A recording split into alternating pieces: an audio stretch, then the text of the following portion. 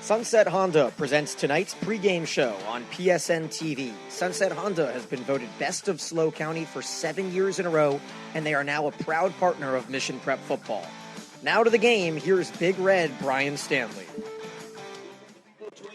Welcome to Mission Prep football, back live on Spreaker, where it all began thanks to some, I'm just going to call it shenanigans, because they didn't provide broadcasters as Mission Prep and Prep Force Network has provided broadcasters. But we got good news for you fans. We got permission from the CIF Central Section office. We can record the game on video, pair the audio tomorrow, and load them up together so you can watch the game in all its entirety. Thomas Bowden with us. I am Brian Stanley. This is Prep Force Networks. Stephen Hodges as well.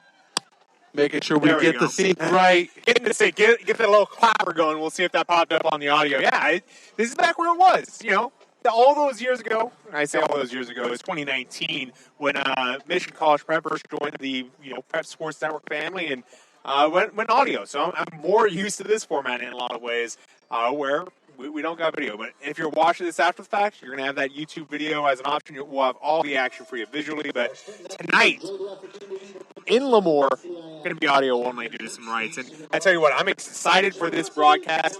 Lemoore is a wonderful community out here in the valley. We're on the west side of the San Joaquin Valley. Lemoore, most notable for being a naval air station. You wonder where that is? Well, if you've ever seen an aircraft carrier, this is where the jets live when they're not on the carrier. A lot of F-18s and F-35s fly out of here. A lot of families around here based around that air station, and between that and Tachi Palace, those are the two biggest landmarks in Lemoore / Hanford. The cities kind of bleed into each other these days. And Stephen, you're a big fan of the Central Valley. You know a lot of history about it. Yeah. And you're telling me, well, this is going to be a great game. We're not going to have to worry about the Thule fog. It's a nice night here in Lemoore, and I'm happy to be here. We had a beautiful drive.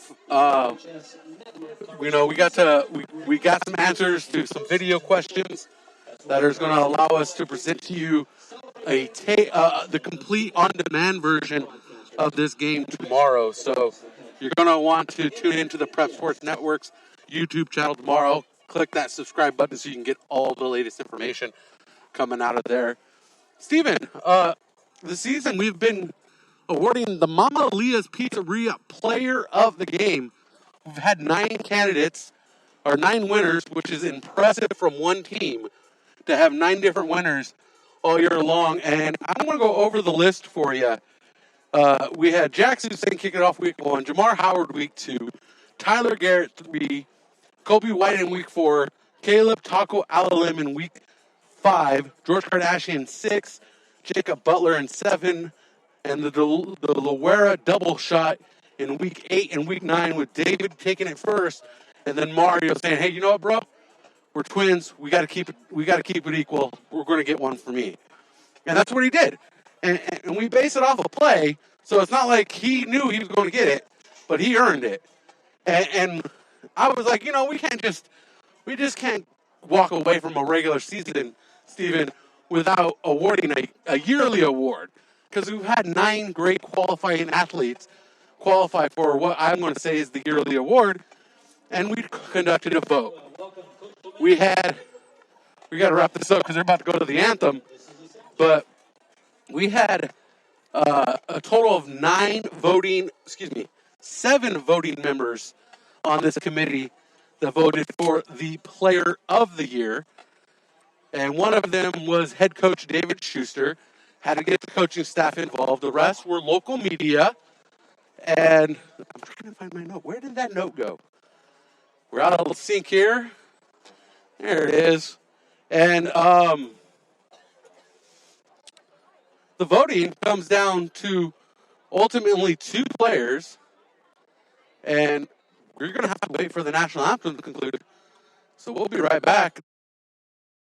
Hi, this is David Idell from Sunset Honda. We make car buying easy. Like 0% financing or Sunset Honda's transparent lease, where there's zero due from you when you lease any new Honda. Looking to cash in on your vehicle? Sunset Honda makes that easy too by offering $1,000 over Kelley Blue Book on your trade-in. Have another offer? Bring it. Worried about new car inventory? Don't be. Sunset Honda is packed with the vehicles you're looking for, and if you're thinking pre-owned, we have every option from Honda Certified to our value lot filled with vehicles under $10,000. Plus, Sunset Honda is offering our essential workers a $500 discount voucher on any pre-owned vehicle. No wonder Sunset Honda has been voted the best new car dealer in SLO County 7 years in a row. And that's the Sunset Honda experience, where we make car buying easy. Get started today at sunsethonda.com. 0% for up to 48 months on 2021 HRV and Pilot models. 0% for up to 36 months on 2021 Odyssey and Passport models. For well-qualified buyers, Tier 1 through 3 through American Honda Finance. Essential worker discount on pre-owned vehicles only and can't be combined with other programs like Costco. Offers valid through 7/6/21. See dealer for details. High school football fans, we know the weekend starts under the Friday night lights, and at Laguna Grill, we've got you covered on college football Saturdays and NFL Sundays this fall. Come by and enjoy a savory burger with our made-in-house patties, some awesome appetizers, and a cold one. While watching your favorite games, Laguna Grill, a proud sponsor of Mission Prep Football on PSNtv. At Mama Leah's Pizzeria, we provide fresh ingredients, handmade pizza, wings, local beverages, and more. We're a family-owned, locally ran, family-friendly pizzeria serving fresh, hot pizza for our customers. Conveniently located off of Los Osos Valley Road, we're open Monday through Saturday, 11 a.m. to 9 p.m. Call in an order at 805-439-1306 or visit us online at mamaleahsslo.com. Stay tuned after the game for our Mama Leah's Pizzeria Player of the Game. Mission College Prep creates a culture of care and accountability in partnership with families to form women and men of scholarship, inspiration, and leadership in service to deeper life with God and deeper life with one another. Open enrollment begins September 1st. Apply online at missionprep.org by clicking the Apply Now tab. 99% of MCP seniors go directly to college. It's the only high school on the Central Coast to host SAT and ACT tests last year, with SAT, ACT, and AP scores exceeding state and national averages. 19 varsity sports, including esports. Come and experience the Mission College Prep difference by emailing enrollment at missionprep.org for more information. Welcome back to the Sunset Honda pregame show. I'm Brian Stanley, joining me, Stephen Hodges. And we got to get to this Mama Leah Pizzeria Player of the Year. And coming in number 2 with 2 first-place votes. And that is Caleb Alalim, the big Hawaiian known as Taco, coming in second. And Stephen's front runner all season long. He when I asked for 3 votes, Stephen put Jack Susink voting over. And Jack Susink took home the award, 64 points altogether in voting, 5 first-place votes for Jack Susink. Congratulations to the senior captain, Mama Leah's Pizzeria Player of the Year. And don't forget that Mama Leah's Pizzeria is open Monday through Saturday, 11 a.m. to 9 p.m. Reach out to them at 805-439-1305 or visit them at mamaleahsslo.com. Steven, 3 keys to victory for the Royals tonight. 3 keys to victory. I mean, this is going to be a long game. The first key to victory tonight is to win the battle in the trenches. That's going to be something that I think Lemoore's going to be a little taken back by. The view from the valley looking out towards the coast is definitely the fact that, you know, the coast plays a softer brand of football than they believe they play out here. That's not the case. We need to show them right out of the bat that Mission Prep has a great offensive line. That's really the big thing that's been pushing them forward all year long. Second key to victory is going to be that gentleman we were just talking about, Jack Susink. You want to be a leader on the team, you want to make some big noise, well, this is where it happens in playoffs, especially in a competitively built playoff where every single game is going to be a team that's similar in power to you. The question is going to be, who wants it more? That question often is answered by the leaders on the team, including guys like Jack Susink. Defense, it's going to be about containing Ty Chambers. We haven't had a lot of chance to talk about this Lemoore Tigers team yet, but Ty Chambers is a fantastic player. If you're watching the stream, you already know these guys play in purple and gold uniforms that look just like LSU. You squint, you might mistake him for Joe Burrow. He can throw on the run, throw the deep ball. He can move it and make plays on his own. he's an all-around weapon for this team. So the question is going to be, how are the Royals going to keep up with him? Because he's not a guy that you're probably going to contain completely, but you can limit his damage. That's the key for the defense. Limit Ty Chambers. Chambers comes in through 9 games on max preps, 1,272 yards. As captains meet at center field, we will let you know where they are, who's going where in just a second. Let's get the opening intro going. Friday Night Lights and Mission Prep Royals football back on the Prep Sports Network for the 2021 season. All broadcasts are presented by California Fresh Market and driven by Hyundai San Luis Obispo. Let's go to the field with the voice of the Royals, Big Red Brian Stanley. And that was the Mission Prep Sunset Honda pregame show, and this is the main event. First round, number 10 versus number 7 in the city of Lemoore. Again, Big Red Brian Stanley, Stephen Hodges, Thomas Bowden, captains for Lemoore, Corey Whitmore, DeMarcus Watson, Jose Nino, and going down the list, Miguel Rodriguez. For your Royals, Jack Susank, Jacob Butler, Caleb Alalim, and Andrew Abate. When you talk about these playoffs, and you talk about the path that we've taken to get here, as a reminder, if you're wondering why an undefeated Ocean League champion Royals are on the road, the playoff format changed. Now it's going to be done based off competitive equity according to Cal Preps. That's why we're on the road to Lemoore. Mission Prep coming in as the number 9 team or number 10 team behind and visiting the number 7 team in Division 2, the Lemoore Tigers. I want to correct myself. Elijah Gardinas is the 4th captain, not Andrew Abate. There's 5 captains that they rotate in a number of them. So every once in a while we get them wrong. But so again for the Royals, Jack Susank, Caleb Alalim, Jacob Butler, and Elijah Gardinas. And we're about to get underway here. Yeah, and it's going to be the Royals starting off with the ball, and that's really what you want to see happen here. The Royals are going to be a team that are going to control the tempo much better on their own terms. They're going to be running a very heavy set. If this is your first time listening to Mission Prep Football, maybe watching it, they run more classical styles. We're going to be seeing some wing T offense. We're going to be seeing some pro form, the old I formation, shallow split backs. We're going to see a whole range of that. For the Lemoore Tigers, it's going to be a more modern style. Going to be based off the pistol offense, similar to what we saw in Nevada in the early 2000s with Colin Kaepernick and Cody Fajardo. Kicking off for the Tigers is Jaden Evangelo. And picking this one up is J.J. Howard out of bounds on the near sideline, which is going to be the Tigers sideline.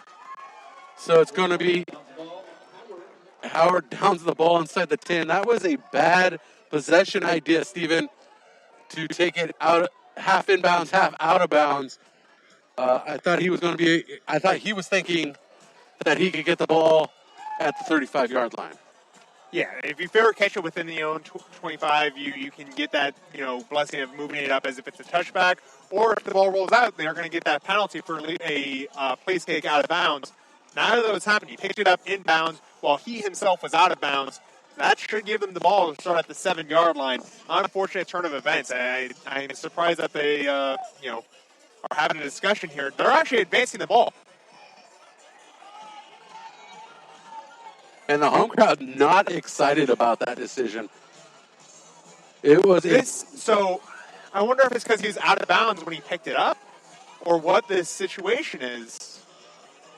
They're moving after the 35, so I think this is going to be a fair kick out of bounds because he picked it up as he was out of bounds, and that would make it a fair kick out of bounds as the player receiving it was out. But that's a strange situation. Now I understand why they're having the conversation.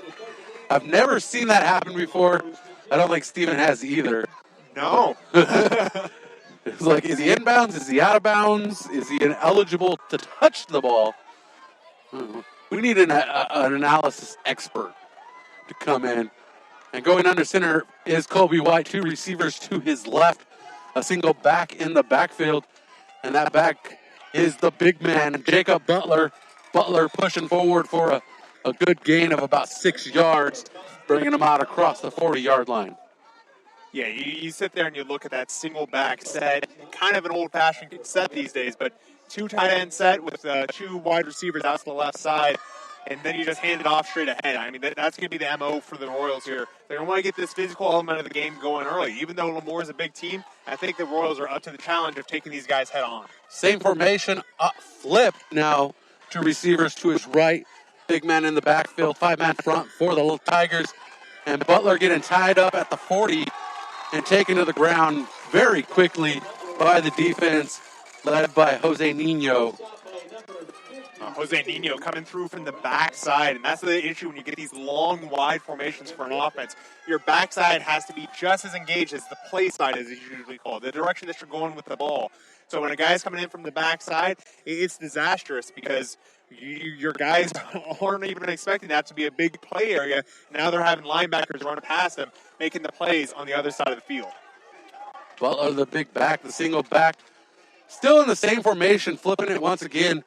Looking to throw as Kobe White throws down the far sideline. Wide open is David Andrade. And Andrade loses the ball in the lights, unable to pull it in. Ball falls incomplete. Yeah, just hit it pump fake to the screen and had Andrade running a go route up the other sideline. And that play was well designed. They brought up the defensive backs, forced a foot race with Andrade down that boundary line, but ultimately just lost in the lights, or maybe the ball wasn't placed where he's expecting it, but that ball ends up on the turf. That brings up a 4th and 4 for the Royals. Punt unit out. Jack Susank going to send this one away, and we have a whistle on the field. False start on the offense. That's going to push them back to a 4th and 9. Punt unit's going to stay out there. Well, anytime you get a 4th and less than 5, you're going to have some sort of cadence chicanery going on there. And there, the defense held out better than the offense. Defense showing a change in formation. Back to receive this one is Corey Whitmore. And Whitmore's going to let it bounce, and it's going to bounce in favor of the Royals inside the 30 of the Tigers. And it's going to be down at the 29-yard line. 1st and 10 for the Tigers. 10-27 as Lemoore takes possession for the first time in this ballgame. Corey Whitmore is a wide receiver that they use often in the run game as well. He averages 14 yards per catch, but as a running back, as a guy getting the ball directly, he averages 8.4 yards per carry. So expect Corey Whitmore to be a major part of this offense, as well as we said earlier, Ty Chambers, the quarterback, who can do just about everything as the go-to guy for this offense. Tigers moving right to left. Ball officially spotted at the 28-yard line. 38-yard line is the goal for the first down. Trips to his right. 2 receivers to his left. Chambers looking to throw over the middle. Pass complete at just shy of the 50 to Whitmore. And Whitmore makes a juke trying to get to the 50 and does. Taken down by Connor Lopez and a number of other Royals. And Butler limping up on that play. You talk about important players in your game, important players that do a lot of work out there. There's something happened with Butler, and he's on the ground early. He's a tackle for loss leader on this Royals defense, captain of the team, a guy that's vital for their success going forward. So we're going to take a look at what's going on with him. Looks like he might have rolled his ankle just a little bit, as the home crowd speakers are way too loud, and the music is not my liking. So I'm sure all the youngsters listening right now are enjoying it. And Stephen and I paint the images on a canvas of this game tonight for your mind. We appreciate you tuning in. Again, we will have video tomorrow for you for CIF regulations. We have to wait till daylight. And we're about to enter action. 10:09. Clock is running here in the first quarter. 1st and 10 for the Tigers. A handoff to the near side. Trying to break out. It's the back. Number 34, Matthew Herrera. Excuse me. Let me make that correction. Andrew Hughes carrying that one. Yeah, Andrew Munch, they're the back. Hughes Munch, he has a double Canaan last name, but they kind of alternates between the two. He's the main back for this set. There they went from an empty set on that first down play. Now they're mixing it back up. We're seeing 20 personnel, 2 running backs, and no tight ends, even though 1 running back lined up at the position of tight end right now. That's what I suspect him to be in most of the day. Single back, hands off once again to Munch. He finds some room outside the tackles, up the far hash mark, and he's across the 35 to the 33. That's a new set of first downs for the Tigers, 9:52 on the clock. We're here in the first quarter. That is the second first down for the Tigers third first down on this drive for the Tigers. And you look at what's going on with Mission right now. They're being strained exactly the way Lemoore wants them to be. They're having issues containing those edges for the run game. On the pass game, really that wasn't something they did wrong. It's just an injury on the play that led to an open receiver. The handoff from Chambers faked. Chambers going to keep it himself. And he's taken down by a shoestring tackle. Connor Lopez in on that tackle, making the stop. But not after a 5-yard pickup by the quarterback of the Tigers, Ty Chambers. Talk about what a weapon Ty Chambers is. Like I said, he's a guy that can throw on the run. One of the sentences that makes the defensive coordinator nervous. He can hold the ball himself and make plays with his legs. Another sentence that makes people nervous. He's got a great deep ball. Another sentence that makes coordinators nervous. He can do all of these things. I expect him to be a focus for the Tigers tonight. Tigers driving towards the flame in the east end zone. 8:48 on the clock. Men in motion from right to left. Chambers hands it off to Whitmore, and Whitmore gets tangled up in the backfield and is drugged down immediately. Mario Loera making the stop, leading the way for the Royals. And I think the Royals came out just a little bit wide-eyed, and hopefully that tackle starts to settle things down here for them, because this is going to be a big play for them. If they are able to hold them back here, then this is going to change the dynamic of this drive and give them a chance to really get back into this game with their next offensive possession. 8:13 on the clock. Clock is running. Third down, 3rd and 6 for the Tigers. Ball spotted at 30-yard line near hash mark. Tigers side of the field. Driving right to left in Royals territory. Chambers rolling out to his right. Looking to keep it. Pressure from the defensive line. And he's forced out of bounds by the Royals. Caden Elmerick making the stop, pushing him out of bounds, pushing him back 2 yards. That's a 4th down. Royals get the stop here.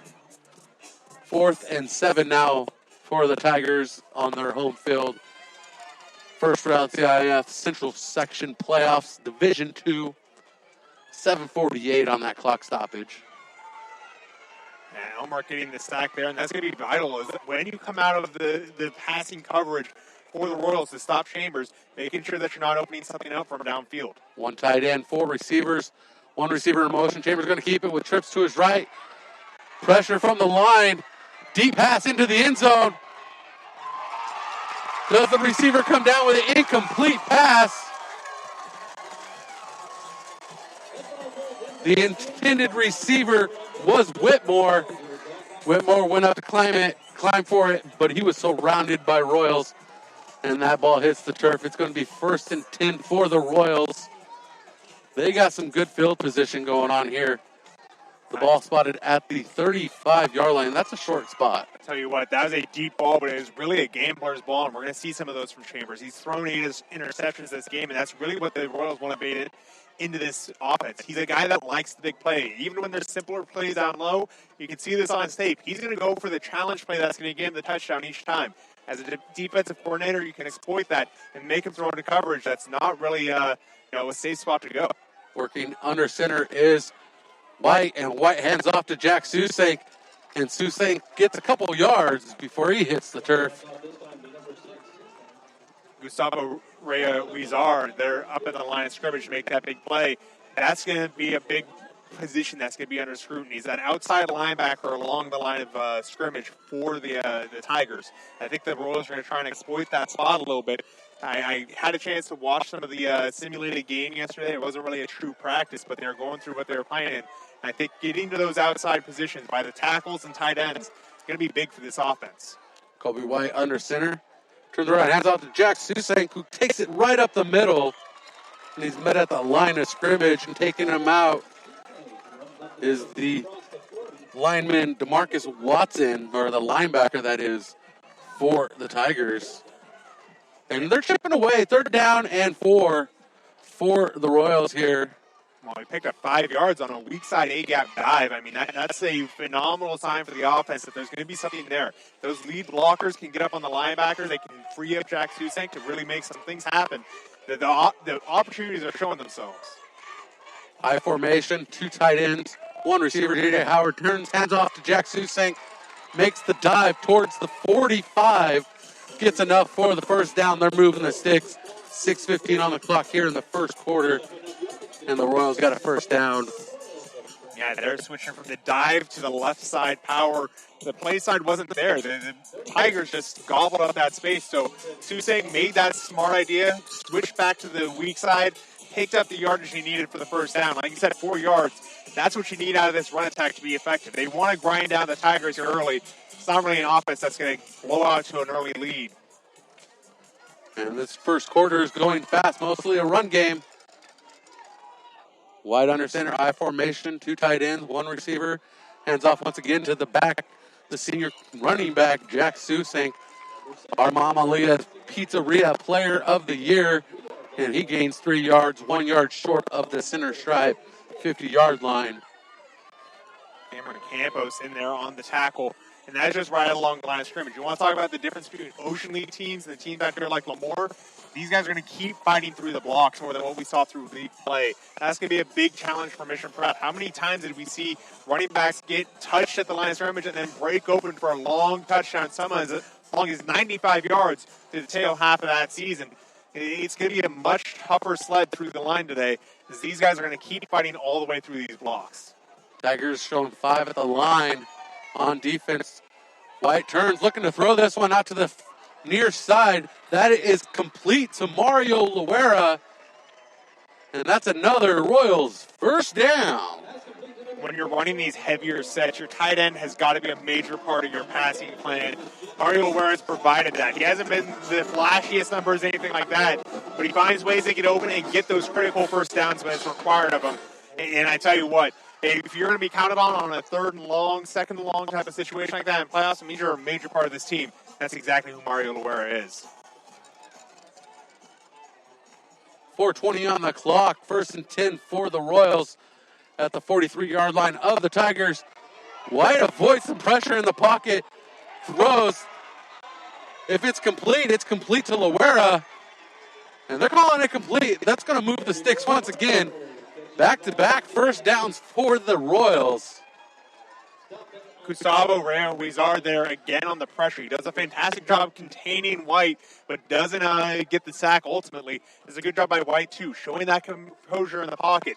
Knowing, hey, I'm not going to scramble this thing out of here. I got to get out of my hands. Finds Mario Loera again. Back-to-back receptions for the big tight end. What a drive going here for the Royals. It was a nice juke to fake out Rui Jerez. White hands off to the back. Jack Susank. And Susank gains 3 yards before being pushed backwards. They give him forward progress. He's down at the 30-yard line. 30 yards to the goal line. Royals are driving. First trip across the 50. 3:17 on the clock. First quarter. We are scoreless here at Lemoore High School, home of the Tigers. Yeah, back-to-back Tiger weeks for the Royals right now, coming off their big win against Slow in the Slowtown Showdown. First time that game had happened since '94. Beating the Slow Tigers for the first time in 92 years. The pitch out to the right side. Drew Harrigan takes it into the red zone. First down, Royals. Ball spotted at the 18-yard line. That was a nice pitch out to Drew Harrigan for that first down. You know, you watch running backs through the entire year, and I've had some time watching high school running backs. And a lot of times they end up being less physical. They try and find ways to avoid contact as the year goes on. Drew Harrigan seems to adore it. He actually has gotten more and more physical each and every week. We saw some fantastic stiff arms against Slow last week. Here, he's carrying guys through contact an extra 5-10 yards. That's beautiful running by Drew Harrigan. Really enjoying what I'm seeing from the running back. Working with an I formation, tight end on the right side, 2 receivers to the left. White looking to throw out to his left, pressure coming. Gets the pass off, up, incomplete. Intended target, J.J. Howard out on the far side as both him and the defender fall out of bounds. Mel Turner. Yeah, Turner out there on the coverage, and that's one of those where if you're a Royal fan watching, you may have wanted the flag, but Turner did a good job establishing his position in the end zone to get back to that ball. J.J. Howard would have had to go through him, and that's what you want as a defensive back. Right space, right time, get right there to defend the ball in the end zone. Turner did it all. That's just good coverage. Nothing to be upset there if you're a Royal fan. 2:13 on the clock. Clock is stopped with the incomplete pass to J.J. Howard in the end zone to the left side. White still working from under center. Drew Harrigan's the back with the pitch. He's going out to the left side. He gets a block from his lineman, and he gets a good gain. And what a block from Gabe Rodriguez right there. Just pulling out and making a path up the left hash mark for Drew Harrigan. I tell you what, the offensive line is that thing that no one ever talks about, but is one of the most consequential parts of your game. The offensive line is having a good game up front. Everyone else succeeds. And here we're seeing the offensive line starting to get that momentum, starting to get that push. And if you were to ask me today what was the most important part of the Royals going undefeated, this offensive line has got to be the highlight of it. And that's why Taco got 2 of those first-place votes. Just an amazing part of an amazing unit up front. White under center, spins, hands it off to the big back. Jack Susank gets tripped up with a nice dive for the first down. And they're inside the 10. It's going to be 1st and goal from the 7 as it moves the down marker, but not the sticks, because the sticks aren't needed anymore. They're out the window. And Lemoore takes timeout, so we're going to take the timeout. We'll be right back. This is Mission Prep Football presented by California Fresh Market and driven by Hyundai of San Luis Obispo. Hyundai San Luis Obispo is proud to support Mission Prep Football this fall at 1407 Auto Park Way in San Luis Obispo. Come check out our Hyundai Getaway Sales event. With new inventory arriving daily, you won't want to miss out on what's going on at Hyundai San Luis Obispo. And if you don't feel like coming in, we make it easy with the option to shop from home. For more information, visit HyundaiSlow.com. Mission Prep Football is driven by Hyundai San Luis Obispo. Located in the Laguna Village Shopping Center, Grocery Outlet is proud to support Mission Prep Football for the 2021 season. At Grocery Outlet, you'll find name brand groceries and farm fresh organic produce for 40 to 70% less than conventional grocery stores. Open 7 days a week, 7 a.m. to 10 p.m. We hope to see you soon at Grocery Outlet, a proud supporter of the Mission Prep Royals. To Mission Prep Football presented by California Fresh Market, driven by Hyundai of San Luis Obispo. And I'm about to act a fool in here if these Mission Prep Royals score. I'm Brian Stanley, joining me, Stephen Hodges. I was hoping Steve would chime in as White hands it off to the back, Jack Susank. He's inside the 5 before he's pulled down and taken down at the 4-yard line, just a couple yards short. The goal line is, the smell of the goal line is in the air. The odor of pay dirt is brewing. I'll tell you what, the power run that we're seeing here from Mission Prep, they've almost always had two tight ends in the formation. Sometimes they've gone with one back. Most of the time they're going with 2 backs. And they're just pushing this ball forward. We're talking 4 or 5 yard gains. Here's going to slow down a bit by the goal line, but have no worry. It's still succeeding. Goal line stance for the Royals. Hands off to Jack Susank. Does Kobe White. And Jack Susank down at the 1 now. Bringing up 3rd and goal for the Royals. 25 seconds on the clock. Clock continue to run. We may see one more play here before the end of the quarter, and we are scoreless. No, we're not. They're calling him back over to the sideline. That's a quick quarter. They are calling him back over to the sideline. The huddle's not paying attention as Kobe White and David Schuster are going, come back, guys. We're going to call this quarter as a quit. And we're going to take a quick break as they flip sides of the field. This is Mission Prep Football presented by California Fresh Market and driven by Hyundai of San Luis Obispo. At KD Capital Mortgage, we know that your home is much more than four walls and a roof. Your home is where dreams are born and memories are made.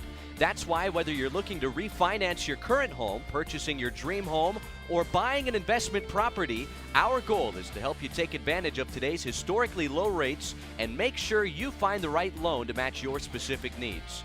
So whatever your mortgage needs may be, the perfect loan is waiting for you, and KD Capital is here to help. Please give us a call at 805-226-5550, a proud partner of the Mission Prep Royals. Stephen, all I can say right now is Free Brittany. We're a Mission Prep broadcast here live from Lemoore High School. After one quarter of play, number 10 seed Mission Prep Royals scoreless against the number 7 seed Lemoore Tigers. But on the doorstep of the end zone are the Mission Prep Royals. 3rd and goal from the 1-yard line.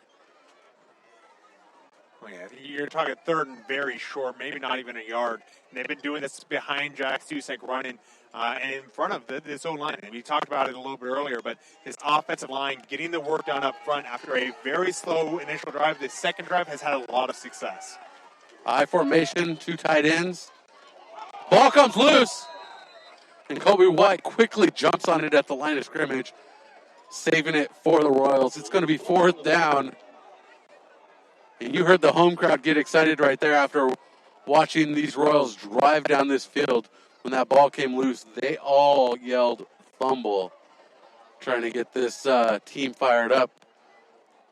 Yeah, I mean, right there is just what you want to see is the defense. Hey, some sort of stake, something to jump on. And that's really going to be disappointing for the Royals because that was a well-blocked play. Everything was there that they needed, and now it's do or die time. You're not going to get another chance if this doesn't go well. 2 fullbacks for Jack Susek. Mario Aguero with it. Jack Susek powers through the line of scrimmage. Touchdown, Royals. A 1-yard run by Jack Susek with 11:22 on the clock. Second quarter, that touchdown and every Mission Prep touchdown presented by KD Capital Mortgage. Visit them 1305 Vine Street in Paso Robles. Give them a call, 805-226-5550. Or visit their website, kdcapmtg.com, for all your mortgage needs. Break it down, Stephen. I tell you what, that entire drive was just grinding, powerful work by the offensive line, capped off by a great running back play between Drew Harrigan and Jack Susek. Jack Susek getting the touchdown on that drive after he got all the goal line work. That's what you want to see from the senior there, making his mark here early in this playoff game and getting out early to a big lead.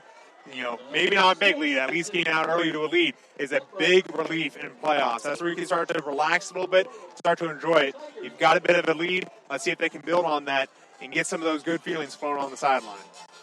11:22 on the clock. Royals take a 7-0 lead on a 1-yard Jack Susek carry right up the middle.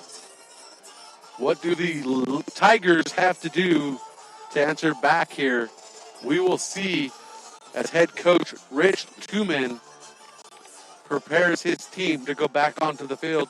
Tigers come into this ball game out of the West Yosemite League, Stephen, 8-2, 4-1 in league.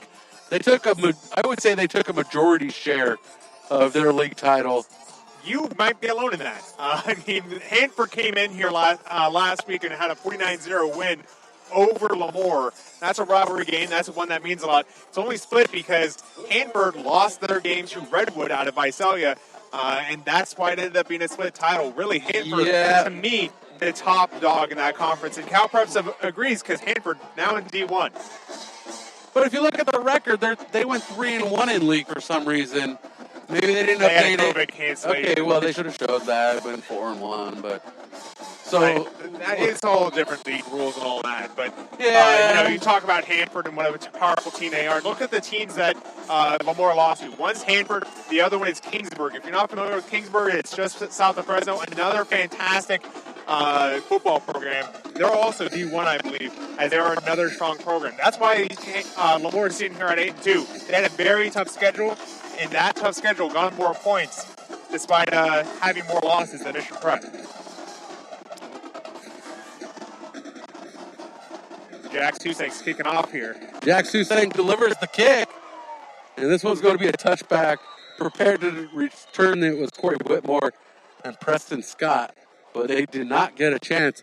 So the Tigers are going to start 1st and 10 from the 20-yard line, 11:22 on the clock.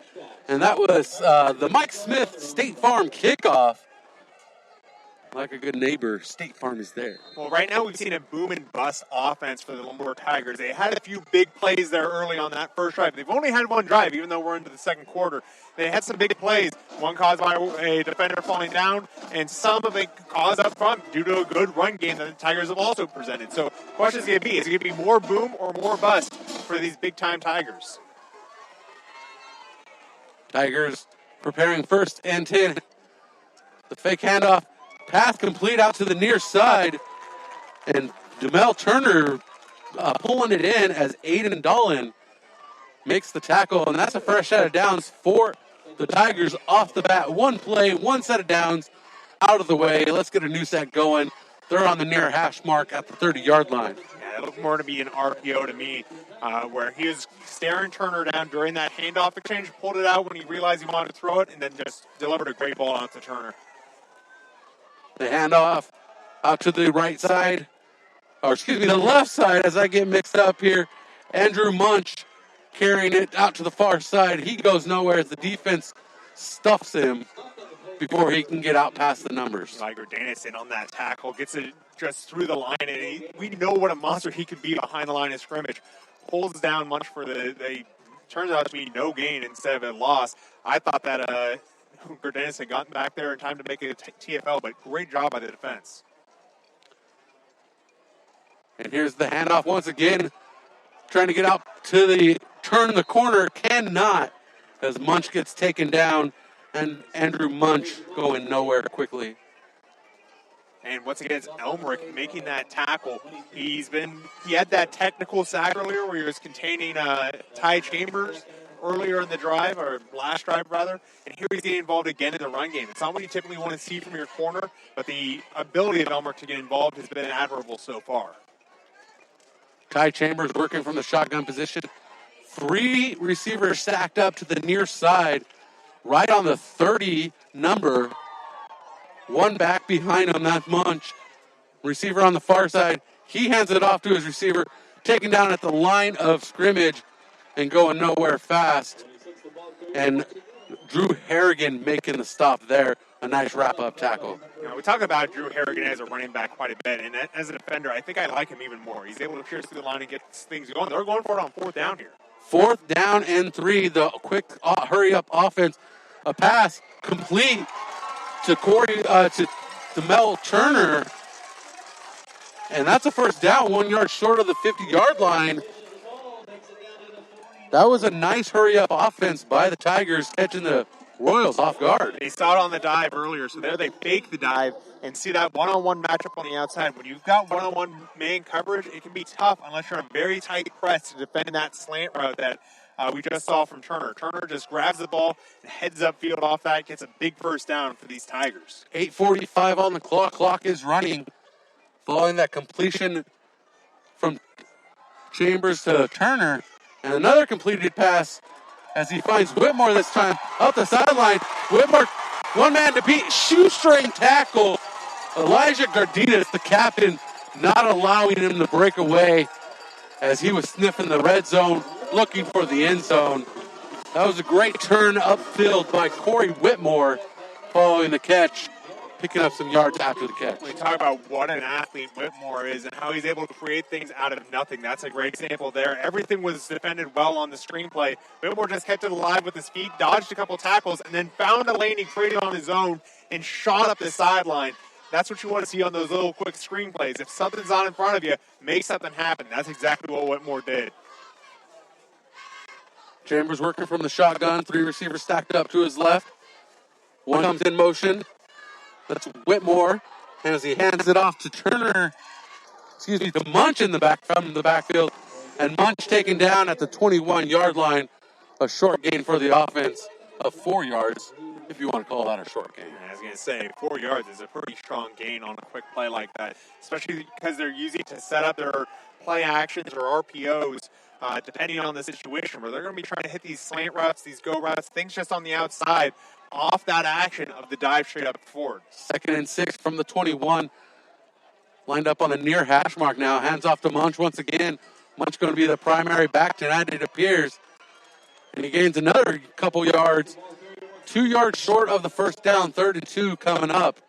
As they're now officially into the red zone. The Tigers are looking to answer back from that 1-yard Jack Susank touchdown run that put the Royals up 7-0. Well, this is what makes the pistol offense so good, is that you've always got that straight-ahead run that you typically have from a more traditional form, like an I formation, something like that. But you still have the ability to pass out to the corners. You still have your quarterback in shotgun, so he can read the defense easily and get a ball out of his hands fast. The pistol is a kind of evolution of where we were to where we are. 3 receivers stacked up on the near side, right on the 20. And unable to figure out the offense, the Tigers are going to take a timeout, and we'll take it with them. This is California Fresh Market's presentation of Mission Prep Football, driven by Hyundai of San Luis Obispo. What's most important to you? At Mike Smith State Farm, giving you the right insurance advice to protect the life you're living and the people you love is the highest priority. Located on the corner of Johnson Avenue and San Luis Drive by French Hospital, right here in SLO, our licensed and knowledgeable agents are ready to take your call and put an insurance package together that fits your individual needs. Give them a call at 805-546-8393, representing a company large enough to have your back, but an office small enough to care. Go Royals! Welcome back to Mission Prep Football, presented by California Fresh Market, driven by Hyundai of San Luis Obispo.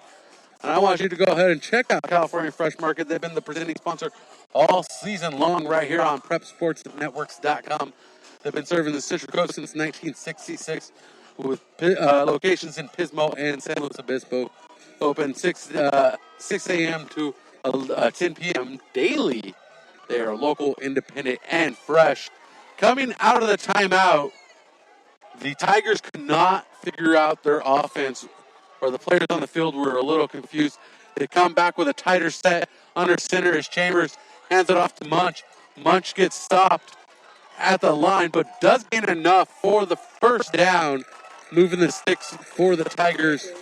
It's going to be 1st and 10 from the 14-yard line, 14 yards to the end zone. Munch is a very high torque running back. He's the type of guy that doesn't need a lot of space to get up to full speed. Saw it right there. Just fired straight at the tackle, hit at the line of scrimmage, but he already had so much momentum that it forced him forward. He fell forward for that first down. And Munch, he's going to be a guy we're going to be watching all day. He's that other half of the pistol offense that makes things work alongside Ty Chambers. 3 receivers to his left, 1 to his right. Middle of the field is the ball. Chambers looking to throw, looking for a receiver, checks down, getting pressure from Caleb Alalim. That pass out to the near side, incomplete, broken up. Intended target for the Tigers was Victor Yanez. And Yanez not able to pull it in. Pressure coming all around. Grant Callahan in there, all kinds of players. Well, I mean, you talk about getting that pressure through the middle. That's one of the scariest spots to get pressure from as a quarterback, because typically if you're starting to lose your block as a center, you'll call over to your guard, get help. Maybe the running back will come in and chip in. But as a quarterback, you're trying to look downfield, and there's a guy in your face. Even though that pressure didn't get the sack, it could end up making him have a quicker clock and look away from opportunities to get otherwise find. In motion. Receiver right to left, pass over the middle is complete. And pulling it in for the Tigers is Turner. Yeah, just a quick drag route for the wide receiver. Found the space behind the linebackers, and Chambers just delivered a fantastic ball. Up front, I mean, they're getting things done, but when the ball can get out of a quarterback's hands that quickly, well, it's going to be on the defensive backs to make something happen. And right there, Turner just found a way to get away from his defender and get open. A 3rd and a short 2 for the Tigers here. Ball spotted at the 11-yard line. Ty Chambers is working from the shotgun. Single back behind him. Motion at the line. Flags coming in from all sides. False start on the Tigers. And that's not where you want to do on 3rd and short. That's going to make it a 3rd and 7 now. Back beyond the 10-yard line. As the Tigers with 5:08 looking to get into the end zone. here before halftime. I'll tell you what, they've still got that same kind of tightness because they haven't gotten to the end zone yet. This offense is yet to find pay dirt despite operating well. So they're operating a little bit tighter than the Royals are right now. You saw it right there, trying to go with a harder count to relax the defense a bit. Didn't work. Offense jumped with contact. Spread offense. Chambers throws over the middle. Pass complete. Touchdown, Tigers. And Corey Whitmore pulls it in. A very quick pass over the middle, firing it like a missile. And Whitmore is able to get his eyes on it and pull it in. Double slants on the left side. It's really tough to defend as a defense because it's going to both slash your zones and it's very hard to defend in a man coverage because that inside leverage is so easy to get as a wide receiver. So double slant opened up that gap in the end zone, and the PAT is blocked. Mario Luera with the PAT block, just diving through the line to stop that from happening, and so it is going to remain a Royals lead. Royals lead 7-6, 4:45, following in, I believe that was an 11-yard touchdown. Sure. Let's go to the well. There you go. Anyways, we'll take a quick break. We'll figure it out. We'll talk it out, and we'll come back. That touchdown, every touchdown presented by KD Capital Mortgage. At KD Capital Mortgage, we know that your home is much more than four walls and a roof. Your home is where dreams are born and memories are made. That's why whether you're looking to refinance your current home, purchasing your dream home, or buying an investment property, our goal is to help you take advantage of today's historically low rates and make sure you find the right loan to match your specific needs. So whatever your mortgage needs may be, the perfect loan is waiting for you, and KD Capital is here to help. Please give us a call at 805-226-5550, a proud partner of the Mission Prep Royals. We looked at the instant replay, which we can't show you due to CIF rules and regulations, but it was an 11-yard touchdown from Ty Chambers to Corey Whitman. 4:45 is our score. The extra point blocked.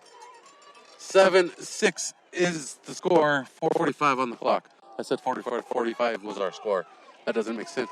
The return coming up the near side and quickly pushed out of bounds is the Luke Terry, the sophomore returner for the Royals. Yeah, they're just trying to avoid another kick out of bounds situation. It's going to make a small difference. The Royals are going to end up with the ball around the 26-yard line rather than the 35. So extra set of downs earned by the defense by not kicking it all the way back. I think they're also trying to avoid J.J. Howard, and we've seen how dangerous he can be returning it. So for the Royals, it's going to be the question, can they get that success they had on the second drive of the game in less time? Currently 4:43 left on the clock. They took much more than that on the second drive of the game that led to a touchdown. So if they are going to run with the same game plan, it's going to have to be with a little bit of speed as we're getting close to halftime. 1st and 10 for the Royals, 4:43 on the clock.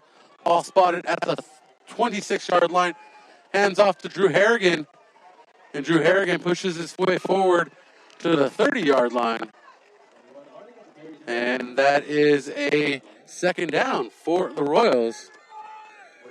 Yeah, picking up 4 yards on that one. And we talked about the impact of 4-yard run plays, and that's something that must be like hearing about paint dry to some people that really don't like the run game, but important here. Oregon just following his blocks, pushing forward, and getting those soft yards. As the offensive line doing a good job concaving the defensive tackles. All those guys in between the guards have been getting pushed aside, leading to Drew Harrigan moving forward.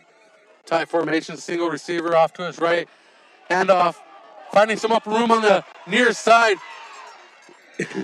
Excuse me, is Andrew Abate, team captain.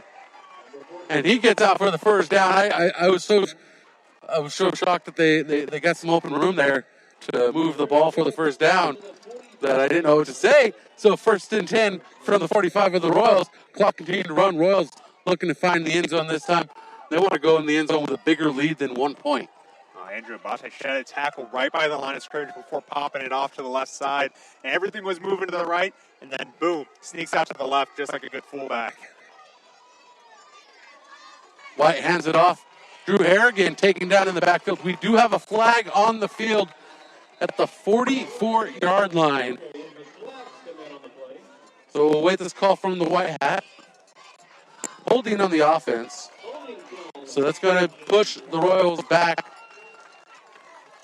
from the spot of the foul. It's going to be a 2nd and 21. That's a rough one. Yeah, and I'm not sure where that, flag was thrown. A lot of times, as people will be happy to remind you, you can sometimes just get called for blocking too hard, and I don't think that's the case. It looked like most of the defense is moving pretty well, so be interested to go back and rewatch this video and kind of see where that hold was or what they thought was the issue there. 3:06 on the clock as the clock ticks away towards halftime. 2 tight ends in the set I formation for the Royals. White steps back, looking to throw. Under pressure, rolls out, finds an escape, looking for Howard on the Royal sideline. And Howard catches it, but he was 3 steps out of bounds. So that's an incomplete pass. Well, he's the only guy running a route. It's really easy to play defense when you've got one guy running a route. The thing is, when you're doing it in a heavy set like the Royals have been doing, they definitely weren't expecting it. Problem was, White just never got a good chance to set his feet and deliver a ball. I thought J.J. Howard was doing a great job finding a way to get open, but unfortunately, when you can't set your feet as a quarterback, it's very hard to deliver something on the opposite sideline with a guy draped over your wide receiver. Incomplete pass stops the clock at 2:49. Royals with the ball at the 34-yard line. 2nd and 21. And the handoff to Jack Susek, who bounces off multiple tackles out across the 50, finds some open room to the 40, and he's taken down inside the 40-yard line for a big gain. And that's a first down for the Royals as they're into Tigers territory for the 2nd time tonight. If you want to stop Jack Susek, you got to wrap up around the hips. The man's a locomotive once he gets going. And there, he didn't give anyone a clean shot on him until he was 10 yards into the play. Sounds great. First down, right? No, he's got another 11 to get the first down. He still goes, dragging defenders with him the entire way. That's why Jack Susek was our player of the year. His ability to turn nothing into a huge gain was shown right there. 2 receivers, 4 White on the right, hands off to the left. And taking a defender with him is Jack Susek. He delivers the shoulder like he's the defender and takes it. Well, why is it so hard to tackle this guy? Well, it's because he's not typically running in a direct straight line.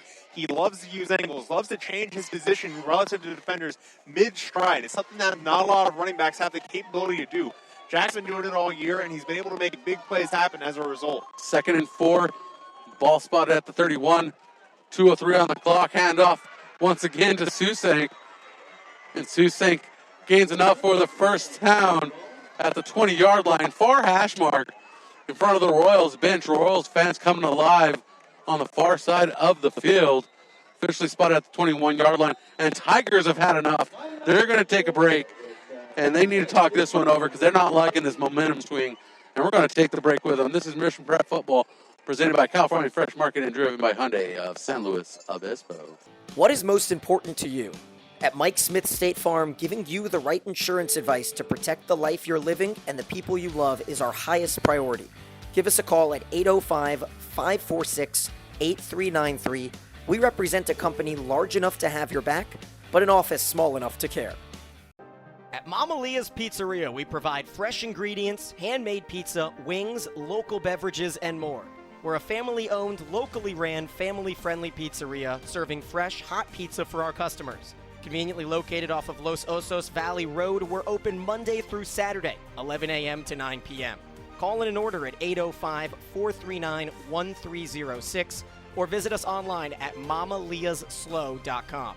Stay tuned after the game for our Mama Leah's Pizzeria Player of the Game. The only one missing from our box night here at Lemoore High School is David Andrade. He's set up on the far sideline, is in Royals territory. 1:55 on the clock. Royals with the ball, looking to score again. They're at the 21-yard line with a fresh set of downs. Coming out of a Tigers timeout. Our score is 7-6. Royals want a bigger lead. But the Tigers do get the ball back in the second half as White rolls out to the right side, and he finds the sideline after gaining a yard and a half. He gets inside the 20 as the official spot. Using a little bit of a boot action there as David Schuster telling his quarterback, hey, you're going to do the play action, then roll it out of that pocket. A lot of that's probably in reaction to the fact that the last time they had White set up in the pocket was a little bit shaky and he couldn't deliver a clean ball. There, at least with the rollout, he's got the option to get to the outside, get a little bit of yardage, and then get out of bounds, which is going to conserve some of this clock. The backside of the nose of the ball on the 20-yard line. So the ball setting inside the 20, 150 on the clock. Following White running out of bounds. Too tight in front, hands off to his back, and his back takes it inside the 15, and that's Jack Susink before he's tied up. And making the tackle for the Tigers is DeMarcus Watson.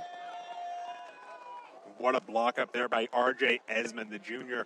Left tackle just made a huge lane for Jack Susink on the left side. Nothing really, no one in the same area code as Susink when he got to the line of scrimmage.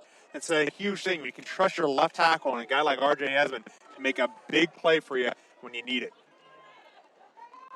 $1:14 on the clock. Jack Susink in the backfield, single back. He takes the ball once again, runs through one defender, runs through two defenders, makes a dive towards the end zone, and they're going to call him short by 1 yard. And he runs over Weezar. He runs over a group of people, Elijah Daly. He just no, I don't need you. I tell you what, every interaction I've had with Jack Susink, he seems like a perfect gentleman. But that is one of the most disrespectful things I've seen on the football field. Absolutely running people over. Didn't make an attempt to jump over. No real juke. Just, you know what, I'm putting you on the ground. You too. You can join your friends as well. 3 guys on the way towards the end zone. I thought he was in, but boy, just short. The way he's putting people down, we can call him the Undertaker. Jack Susink prepared to get the ball. And they wrap him up, and he takes the defender with him into the end zone. Jack Susink, another 1 yard touchdown with 33 seconds to go. The defender wrapped him up, and he took the defender with him as he ran through the defender, Stephen. I tell you what, I think someone told Jack, hey, they're really big into agriculture in the valley, and he's giving him a lesson in agronomics. Here's what Bermuda grass looks like, buddy. Here's what this type of grass looks like. Oh, we've underseeded with rye over here. Take a closer look. What a set of runs by Jack Susink. And the extra kick is up, and he's looking for the Olympic torch, coming up just a hair shy. And that's 14-6 our score here from Lemoore High School, almost said Michigan College Prep. But we're not in downtown San Luis Obispo. We're in the Central Valley. It is a beautiful night here in Lemoore. The weather is perfect for my liking. I tell you what, everyone wants to talk about the valley. They want to talk about the heat. And when you get outside of summer, the valley actually provides a fantastic range of temperatures and is really pretty comfortable once you get out of those days where it's 100 degrees for a couple months in a row. I mean, Lemoore is a perfectly fine place once we get around October, November, as we are right now. It's the Jack Susink show here in Lemoore right now. Oh, look at the way he's getting touchdowns. He's doing them up close and personal. On goal line stands each time. They're from 1 yard out. The last drive, I believe, is also from about 1 yard out. And those are the tough ones to get as a running back, especially when you've got the high speed that he does. You know, you look at where Jack Susink would fit in if there was, a range of Jack Susink. Well, he'd probably be the speed back, the guy that can get outside and really make things happen. First down back that can weave around. You don't typically label a guy with Jack Susink's build as a power back, but that's what he's been asked to do tonight, and that's what he's delivering.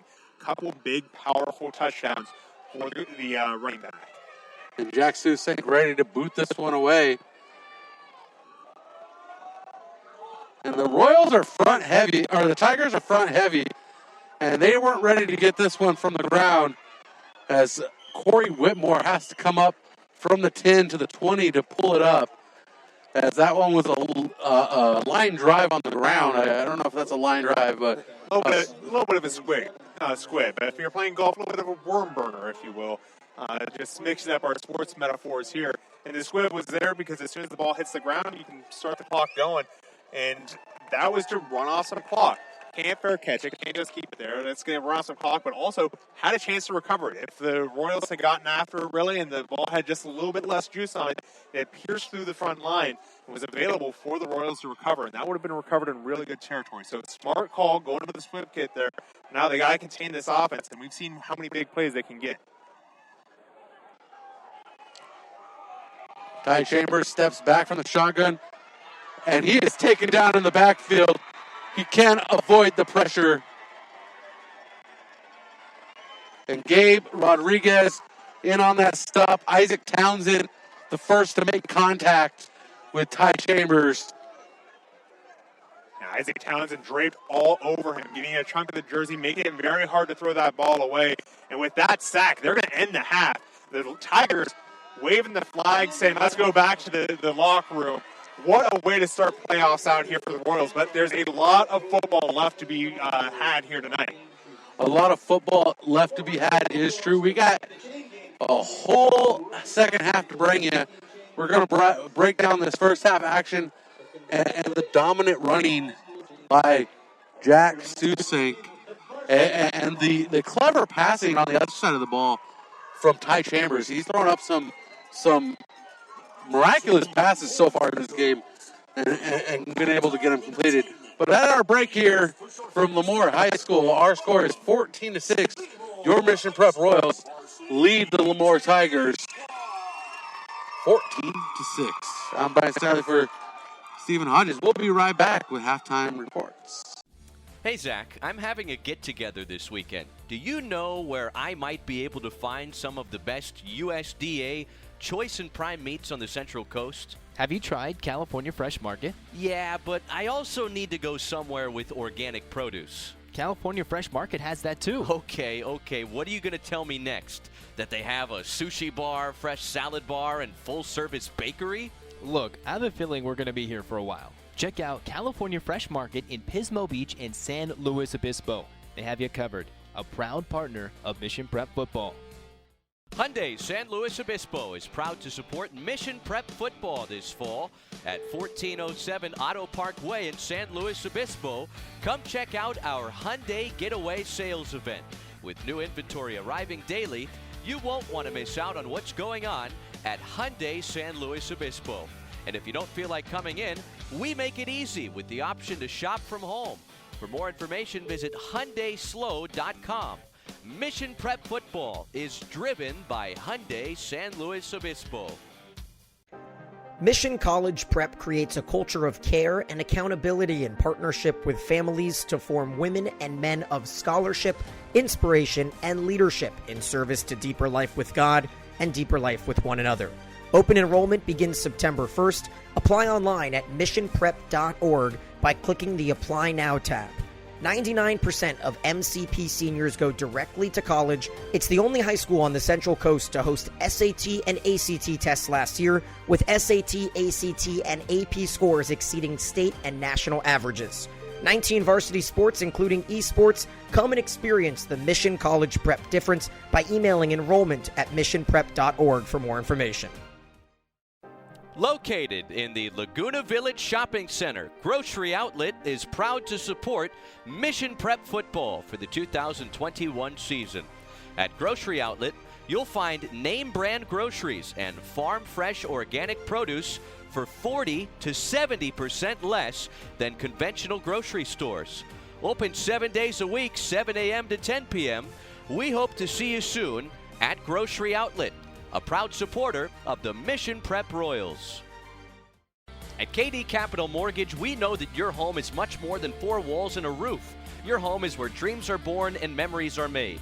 That's why whether you're looking to refinance your current home, purchasing your dream home, or buying an investment property, our goal is to help you take advantage of today's historically low rates and make sure you find the right loan to match your specific needs. So whatever your mortgage needs may be, the perfect loan is waiting for you, and KD Capital is here to help. Please give us a call at 805-226-5550, a proud partner of the Mission Prep Royals. At Mama Leah's Pizzeria, we provide fresh ingredients, handmade pizza, wings, local beverages, and more. We're a family-owned, locally ran, family-friendly pizzeria serving fresh, hot pizza for our customers. Conveniently located off of Los Osos Valley Road, we're open Monday through Saturday, 11 a.m. to 9 p.m. Call in an order at 805-439-1306 or visit us online at mamaleahsslow.com. Stay tuned after the game for our Mama Leah's Pizzeria Player of the Game. Slow Brew the Rock is home to a 30-barrel brew house, canning line, and tasting room. The Rock features a tap room restaurant, catering kitchen, and event space. The casual setting is centered around The Rock, with extensive landscaping, casual outdoor seating, and fire pits.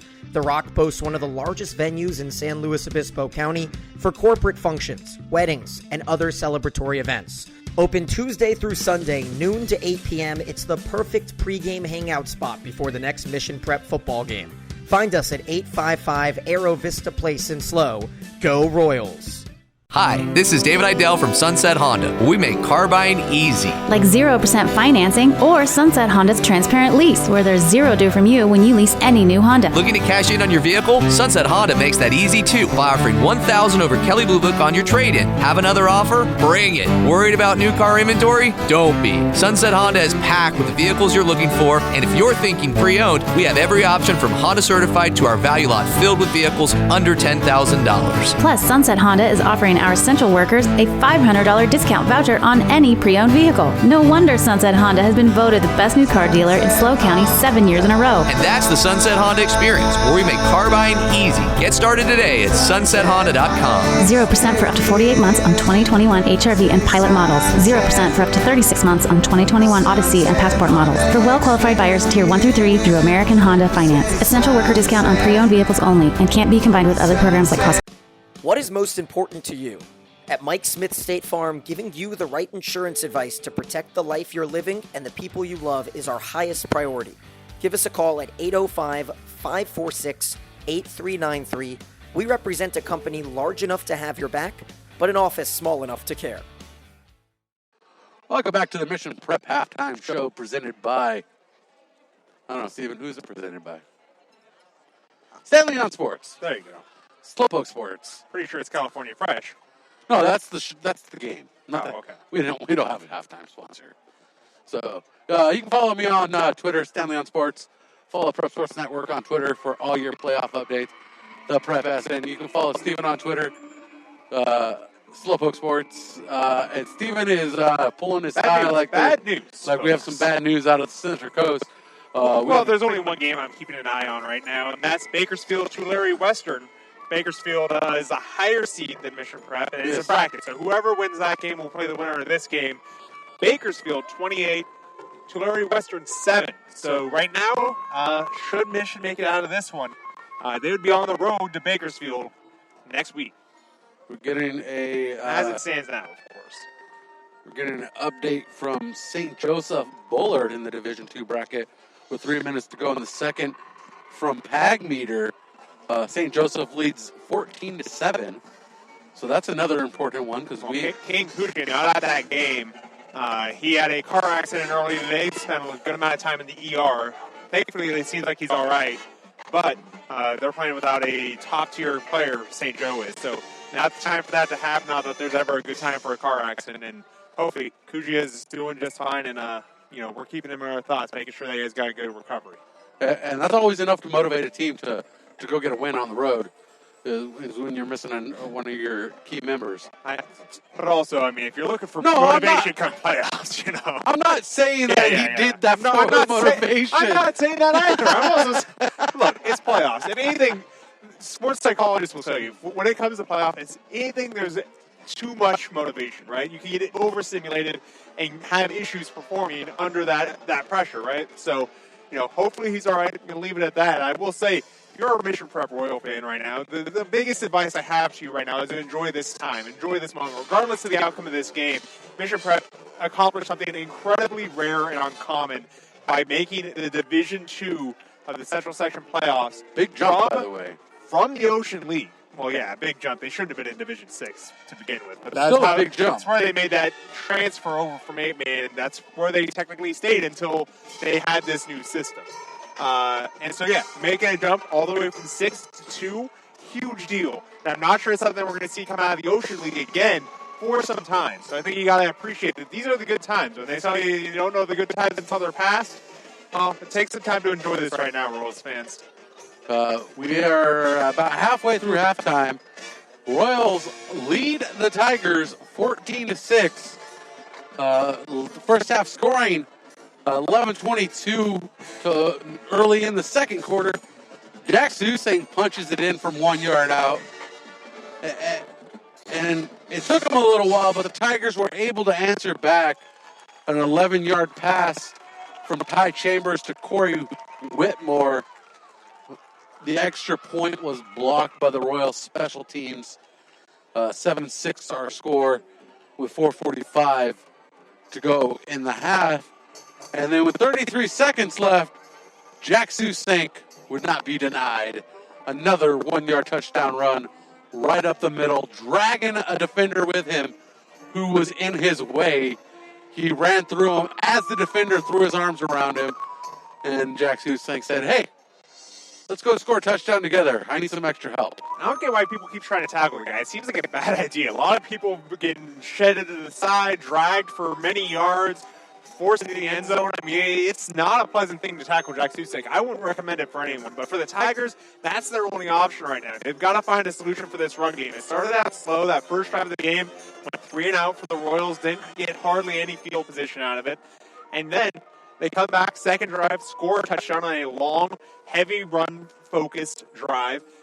Third drive of the game, same plan, despite having less time. They ended up scoring with just enough time under the clock. Went to the halftime with all 3 of their timeouts in their pocket. That's always nice when you can do it. It's not asked for or necessary, but shows a good clock management that they didn't need to use any of their timeouts and scored a touchdown regardless. Another scoring update provided by Kenny Kress. The Napomo Titans up over Mount Whitney Pioneers, 28-0. Yeah, that's the one mismatch that I saw for the Central Coast where it's like, Napomo probably should have been up in D3 with the rest of the Mountain League. They really had some issues with COVID in the middle of the season, had some issues getting practices in, but when that team's at full strength, they're just as good as the 3 champions of that league. So to have them behind Mount Whitney as the number 1 seed in D4, they'll take it. They'll be happy with it, and hopefully they'll be at home all the way through the playoffs. We are approaching second half action.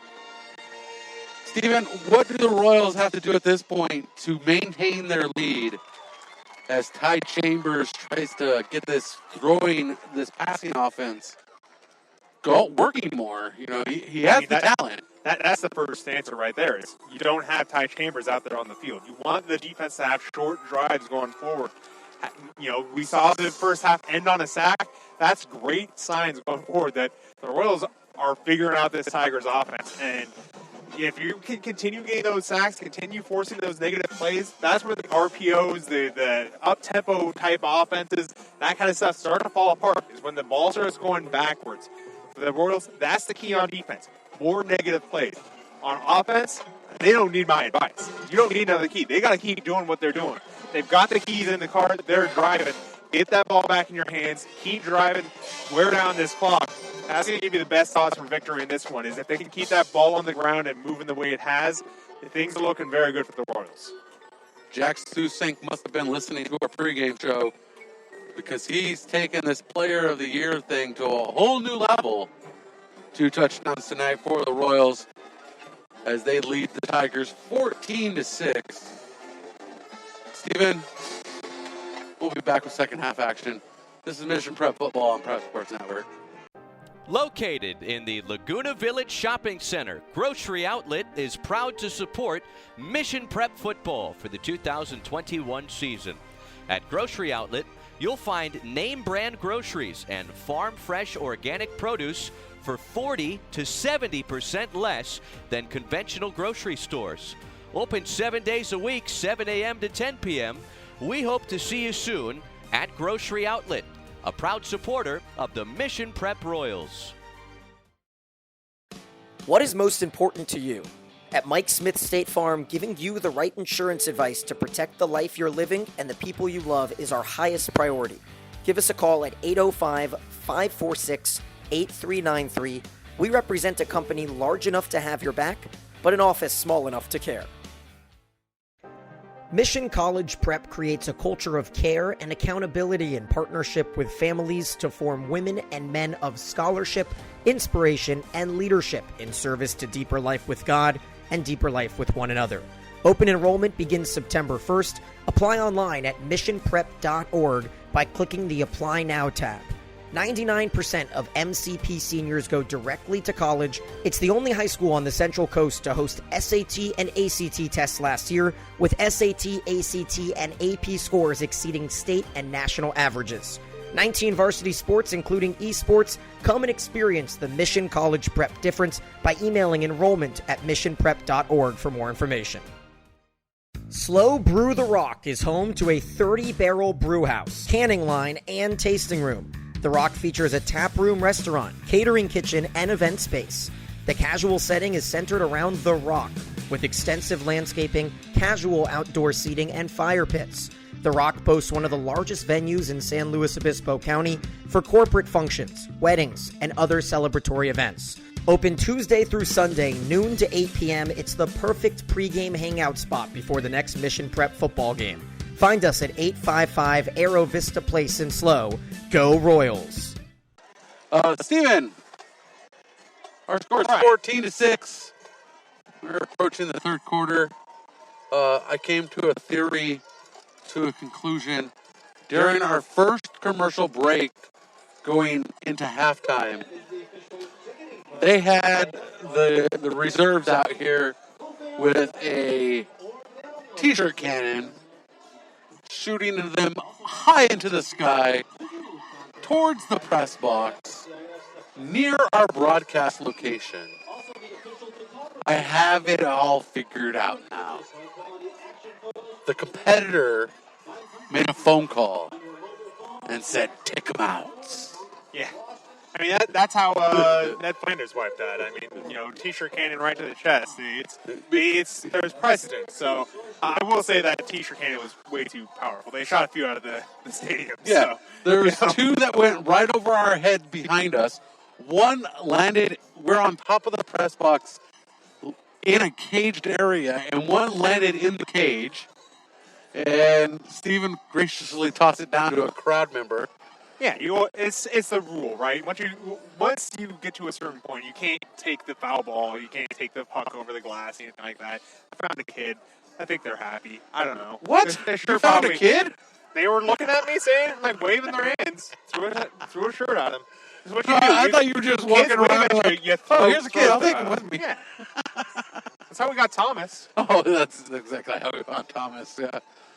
He was standing on the sideline like, "Coach, you doing anything with this guy?" Yeah. Nope. Okay, he's ours. Good. He's ours. We found him. Train him to get on the camera. Train him to be annoying on the microphone. It's all I know how to do. It's how broadcasters propagate, is my understanding. Anyway. So I'm watching the scoreboard. I've been looking at that clock. I'm like, it wasn't moving. It was stuck at 2:33, and now we have a 3-minute clock countdown. Yeah, well, this is the mandatory 3-minute. This is the mandatory 3-minute warm-up. But the teams that have already gotten into the warm-up, I wouldn't be surprised if referees are talking. They have their own watches that they operate off of. They may be finishing up pretty soon here. Yeah, I thought we were in that 3-minute warm-up when I was looking at it, and then it just stopped, and it stayed there, and I was like, okay, whatever. Well, as long as the players are going to keep moving, the referees aren't going to pull them off to the side. But with the teams huddling up on one side, I think we're going to be pretty close to kick off once again. And Mission Prep football all season long has been driven by Hyundai of San Luis Obispo, the official ride of the Royals. Drop by, check out the Hyundai Getaway Sales Event at 1407 Auto Parkway in San Luis Obispo, or check out Hyundai San Luis Obispo online at HyundaiSLO.com. And once again, I will recap our Mama Leah's Pizzeria Player of the Year. He took it in Game 1. He took it for the year, and he might even take it tonight because he's putting in the effort, and that's Jack Susink. Yeah, I mean, you take a look at what's been going on in this game, and, it's easy to say it's been all on Susink because he's got the 2 touchdowns, but really, the offensive line, we talked about Caleb Allen, they call him Taco, how powerful he's been. RJ has been doing a good job on the left side. Tight ends, Mario and David Luera pushing up front. That's been what has been the heartbeat for this Royals team all year long. It makes sense that come playoffs, it's still operating well. It's still doing what needs to happen, even against a much tougher opponent than Mission Prep has seen all year long. A more fantastic team, but they're still getting pushed around by this offensive line of Mission College Prep. We can't forget the center for Kobe White, Ryan Ade. Ryan Ade, another fantastic. I mean, you just go across the entire line. There's not a spot where you can say hey, this guy is doing whatever. They're fantastic. They're well coached. This is part of the reason why you hear Coach talk about this team. It's not one guy. It's a committee. Yeah. That's what makes it so uncommon. You talk about how we had 9 different players of the year through 9 different games. That happens when it's Players of the game, not. we can have players of the year. Why not? Just keep on mixing it up. But when you got 9 different guys that you recognize on a weekly basis throughout the year, that's because you've got a line that is doing work that's allowing different people to shine each week when the circumstances call for their success. That's what's causing that to happen. This line, both offensive and defensive, has been so impressive all year. And it's not that it's us trying to let's do this and we game plan to give a new player. We don't do that. A lot of if you look at players of the week, a lot of our selection have matched up with team selections as well. So we are picking the best player of that week. Granted, it is a different player each week, and other players are great candidates for that game. But each player that week has won that award, hands down, in my opinion. Even though it looks like, we planned it that way to try to give, like the round table gives a new, they don't give the same award each week to the same athlete, because that would be redundant. Anyway, we're getting ready to kick off here. And we're moving I'm not done talking. Well, that's fine, because I'm talking now. Okay. Anyway, it's going to be a big test for the Royals right now. They're sitting on a tenuous lead. You're talking, it's still a one-score game. Lemoore's going to have to go for 2 to the next touchdown they score. And this is an offense that can pop off some huge yards. We saw it in the first half. Whether through the ground game, through the passing game, they're going to find that space that the defense is allowing. Definitely. Everyone's got to be on their game. They're running a lot of inside routes. They got to get it physical up front with the wide receivers. You have to do what's called a reroute in your press coverage where, hey, you thought you were going to be running this? Well, bad news. I'm standing right here. I'm not going to let you run there. Go do something else. This could be very tantamount to the success of the Royals, is whether they can stop them. And we're going to find out on this drive if that's going to be possible. The Tigers bring a front-heavy return team. Our score 14-6. We're about to get ready underway here in the third quarter. Jack Susink ready to kick this one away. Corey Whitman back to receive, along with Preston Scott. And Whitman's going to let this one bounce into the end zone and go back for a touchback. 1st and 10 for the Tigers from their own 20-yard line. And if you can't return it, that's the best place to start.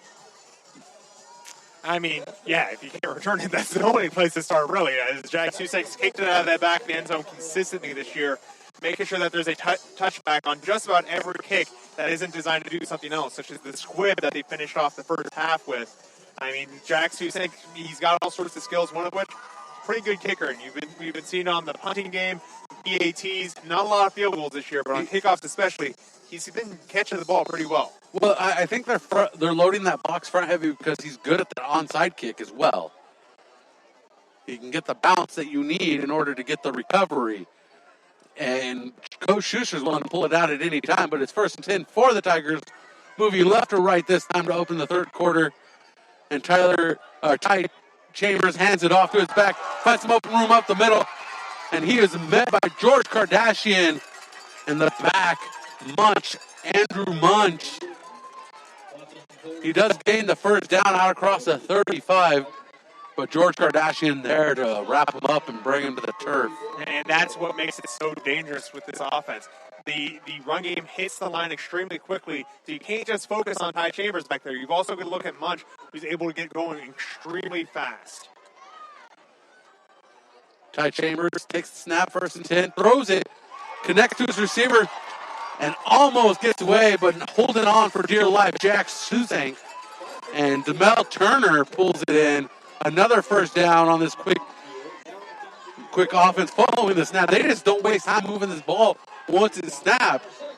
No, it has an RPO too. The offensive line was upfield run blocking, and just a good read to pull it and throw the slant there by Chamber. Ty Chamber with Munch in the backfield. One receiver three through his left. Munch takes the handoff up the middle. And he has a big lineman able to help him out. And I don't have that number on my roster. I want to give that guy a shout out. Number 70. You have a number 70 on your roster, sir. There's been a number of call-ups. There's no longer a JV team. JV's done. They don't do playoffs. So easily could have been the case that somebody came up from the JV and is now wearing number 70. The big man pulling a nice block up the middle for Munch. Ty Chambers working with the shotgun. Munch behind him. Fakes the handoff. Throw to the end zone. Trying to find his receiver. Nobody there as he overthrows Turner. Chamber looking for the flag, saying there was pass interference on that. There's a flag already on the field, and this is going to be pass interference against the defense. The DB coverage, I think, just got a little too much on the reroute. That caused the flag as the wide receiver is well away from where the intended pass route was. That's why Ty Chamber threw it so weirdly to seemingly no one. He was looking for the flag. The flag came a little late on the play, in my opinion. A little bit late for where it was, but it was in the middle of the route. The ball still had not been thrown, so that's how you could tell that they saw the PI early. It wasn't even a play on the ball. 10:23, third quarter. Tigers trying to tighten the score back up. They're down by 8. As Chambers hands off to Munch, and Munch gets stuffed on the 20, right on that number near side in front of the Tigers bench, but he does gain 5 yards, bringing up second down and 5 for the Tigers. He gains 5 yards, but he's heading off the field right now. It's going to bring up that second running back in the depth chart, Matthew Herrera, here for at least a spell.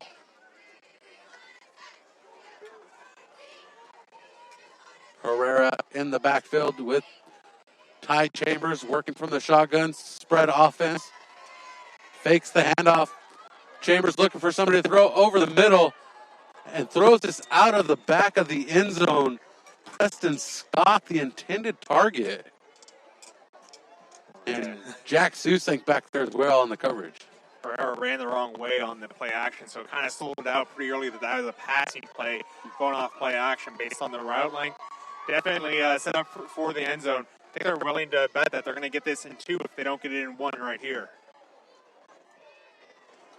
And they hand off to Munch once again. And he gets taken down right around the 10-yard line. Caden Elmerick making the tackle, but not before Munch got the first down there. So maybe you haven't been paying attention to football recently. What is an RPO? It's a run-pass option. The reason I emphasize that run is you're doing a run play. Everything is set up for that run play, and the quarterback has the option to pull it out at the last second and pass it to a wide receiver. The idea being that if you do it fast enough, your O-line isn't ineligible downfield, and you get a nice little pass pop off of it. Chambers turns around, gives Herrera a message, sends a man in motion, which is Turner. Keeps it himself, does Chambers. Chambers gets inside the 5. Second and goal for the Tigers. 8:53 on the clock. Clock running. Tigers down by 8, 14-6 our score. Both teams with 3 timeouts as they start the third quarter with a fresh set. And some substitutions happening here. It looks like they're going to be going with a heavier set here near down by the goal line. Well, you see this here and there from Lemoore. They like to bring out their heavier sets. They're fine doing a heavy run game like Mission does. It's just they prefer to have Ty Chamber be a major part of the game and have those RPOs, those kind of more open type of lanes available for the quarterback. 2 backs behind him, I formation. Hands off to his back, Munch. Munch trying to weave his way through the line, but gets stuffed. Drew Harrigan in on that tackle, not allowing him into the end zone. 3rd and 1. And this is white knuckle football right here.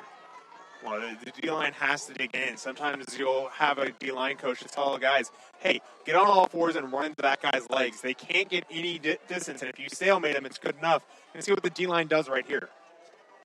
And a keeper, everybody in the scrum at the line of scrimmage. Chambers trying to get in. Tigers saying they got there. Officials not calling it.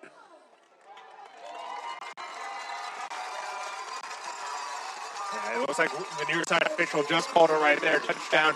And it is a QB sneak. The offensive line didn't get the push they were looking for. The Mission Prep held pretty well. I think Chamber just rolled the right direction and fell into the end zone with a stack of people on top of him. So QB sneak works that one as is about less than a yard. Not the high-flying offense we've been seeing the entire drive before, but now the big question. They have to go for 2 to tie the game. What's the play call? Go for 2. Oh, that's my call. No, that's my call, and that's what they're going for. Just get 2. It's not that hard. You're 3 yards out. How hard could it be? They are going for 2 trips to his left chamber, looking the option. Pass incomplete. Flag. Multiple flags. Intended Turner, DeMel Turner, and on that, broken up by Caden Elmerick. Caden Elmerick's going to get a flag there for a PI, and they're going to get another shot at this.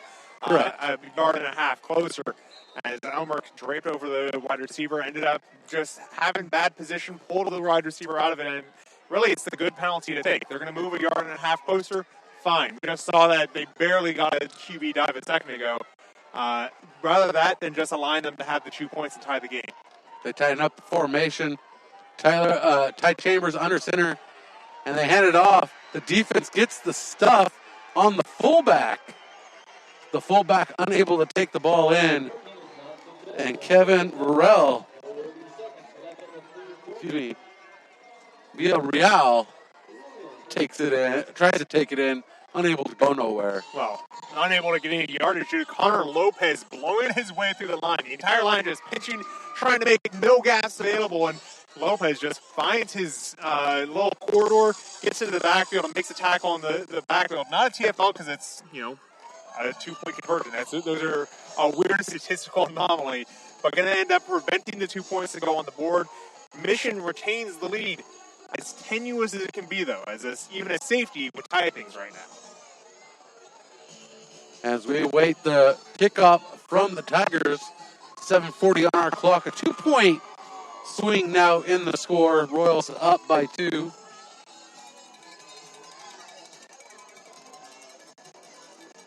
And the last couple plays the last couple drives for the Royals ended in touchdowns. 2 long drives that were heavily featuring Jack Susek and Drew Harrigan to power the ball from wherever they started all the way to the end zone, requiring 1-yard touchdowns each time to cap things off by Jack Susek. And we await the kickoff here. As Evangelo kicks it away. And the return by Luke Terry as he moves from left to right across the field trying to find some open space. He does across the far hash mark, but only gains a few yards once finding that open space. It's going to be Royals ball 1st and 10 from the 34-yard line with 7:30 on the clock. Looks like they're calling targeting against the Royals here. Looked like a head-on-head collision that I didn't see. I thought maybe there was going to be a block in the back, something like that, but they signaled targeting, and this is going to bump them back. The flag was at the 20-yard line, so it'll be half the distance to the goal, and the Royals will be starting 1st and 10 from their own 10. That's a costly penalty. Luke Terry had a fantastic return there, found the open lane on the complete opposite side of the field from where he was running, and got fantastic field position set up.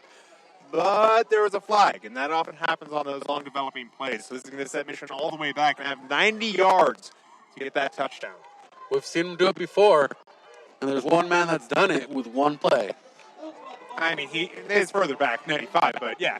Let's see what's going to happen. Hey, man, I'm just saying it's happened before. Okay.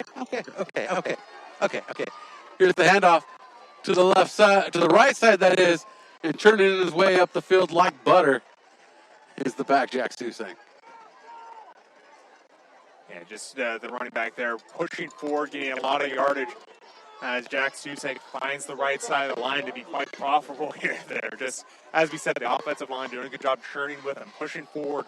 When you're able to get 8 yards on a 1st down, that opens things up. Not to say that they need to move away from the run game right now, but if they wanted to, that's what everyone's focused on, is how do we clog up that line? How do we prevent anything happening up front? Right now, Tigers haven't had a clear answer. 2nd and 2 for the Royals. Kobe White looking to throw. He's taken down in the backfield. And that is a sack on Kobe White as Jonah Campos makes the tackle.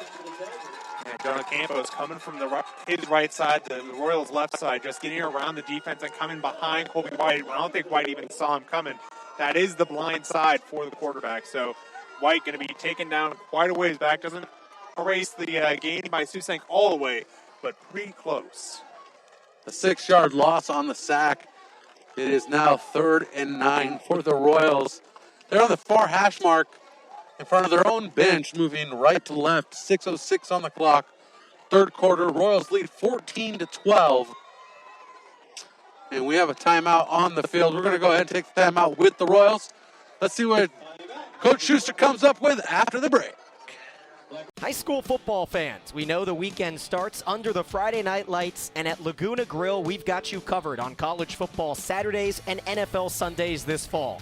Come by and enjoy a savory burger with our made-in-house patties, some awesome appetizers, and a cold one. While watching your favorite games, Laguna Grill, a proud sponsor of Mission Prep Football on PSNtv. Welcome back to Mission Prep Football, presented by California Fresh Market and driven by Hyundai of San Luis Obispo. And you can follow us on Twitter, ThePrepSN, providing all updates as we go along here. 2-point lead for the Royals. Midway through the third quarter, Royals calling a timeout, trying to strategize on a 3rd and 9 from their own 11-yard line. This is a crucial play right here because it could swing the momentum in favor of the Tigers, giving Tigers good field position following the punt. Well, and if the Royals want to do some of those longer developing plays, they've got to find a way to handle this Tiger aggression. That's really been what's been giving the defense the success when they find it, is they can get those unfettered shots onto Colby White. So there's ways you can do that, draw plays, screen plays, but see what Coach Schuster decides is best here. White turns around. He's going to throw it. Pass over the middle. His arm was hit as he's thrown. Incomplete pass. That's 4th down and 9 for the Royals. 5:56 stops the clock following the incomplete pass. Punt unit comes out for Mission Prep. And a deep post route intended for J.J. Howard, just hit as he threw was Colby White. And that's got to be frustrating after the sack before that. You go to the pass twice in a row and get nothing out of it. That's moving in the wrong direction for the Royals. Jack Susink sends this one away. It's going to be returned by Scott. Preston Scott comes out to the near side. He does the reverse back the other way, being chased by Luke Terry. Caleb Allen there to try to make a tackle, and he's finally taken down by the punter. Jack Susik saying, "I've had enough of this. You're going down." Well, it's a really well-hit punt shot all the way into Tiger territory. However, with that result, you probably would have been better off just trying to run it. It's only a few yards net for that unit. And there's going to be another targeting shot against Lemoore. So this is going to be coming back with an illegal block of some variety happening during the play around the Royals 40. So it looks like Lemoore is going to be setting up in their own territory after all. Another score coming out of the D5 Central Section. Thanks to Joe Bailey, Rigetti 7, Atascadero nothing. And the home crowd not locking that call, that penalty. The officials doing a good job tonight, ultimately. I feel like this is a well-called matchup. I brought my own yellow flag to call shenanigans. Have not had to use it yet. And you got to get like a blue flag or something, because Red's already taken it for challenging. And if you throw a yellow flag, they think they'll just take it. They'll just take it away, wave it off. And now you're minus a flag. That's true. That's true. I do have the green one in my pocket, or the off yellow one. I'll bring a green one next week. Chambers throws off to his left side. I'm not sure if that pass is complete or incomplete. They're going to call it incomplete. In and out of the hands of Demel Turner. Hit him right in the chest plate. When you're a wide receiver, you got to catch it away from your body. Those hard points cause the ball to bounce harder. There, just gets a little bit too far into his body, bounces off the chest plate and onto the ground. He knows what he did. He doesn't need that lecture. But if you're wondering at home, because you can't see it. So 2nd and 10 for the Tigers. Ball spotted at the 45-yard line of their own. 55 yards to the end zone. Chambers working from the shotgun, trips to his left, to his right. He checks down his receivers. Preston Scott, the wide open receiver, in and out of his hands. Flag comes out, thrown by the near side judge. Jack Susek was the man on the coverage. wheel route was the route there. They fake the screen pass and throw it deep down the sideline, often called a jerk route because it is only run by jerks. There's not a lot of things you can do to both defend a screen and a wheel route. Going to be pass interference declined against the Royals, and they're going to be moving this ball all the way to the 20. Wait, if it's declined, that means they don't get the yardage, right? But you can take 15 yards or you can take 40. Okay. Well, I don't understand. That ball was complete I thought he dropped it out of bounds. after he caught it inbounds. Okay. I saw a different take of that. I thought it was an incomplete pass because that's the way I called it. 5:28 on the clock as the clock's now running. Hands it out to Munch. This is where you need your blue flag, by the way. Munch drives forward, gets Let's stopped. back by the up. first round. I saw him drop that ball as he ran out of bounds. I thought it was an incomplete pass. It was not. He's out of bounds at the 20-yard line and dropped the ball after receiving his way out. I'm just saying that's the way I saw it. I saw. I was confused as well.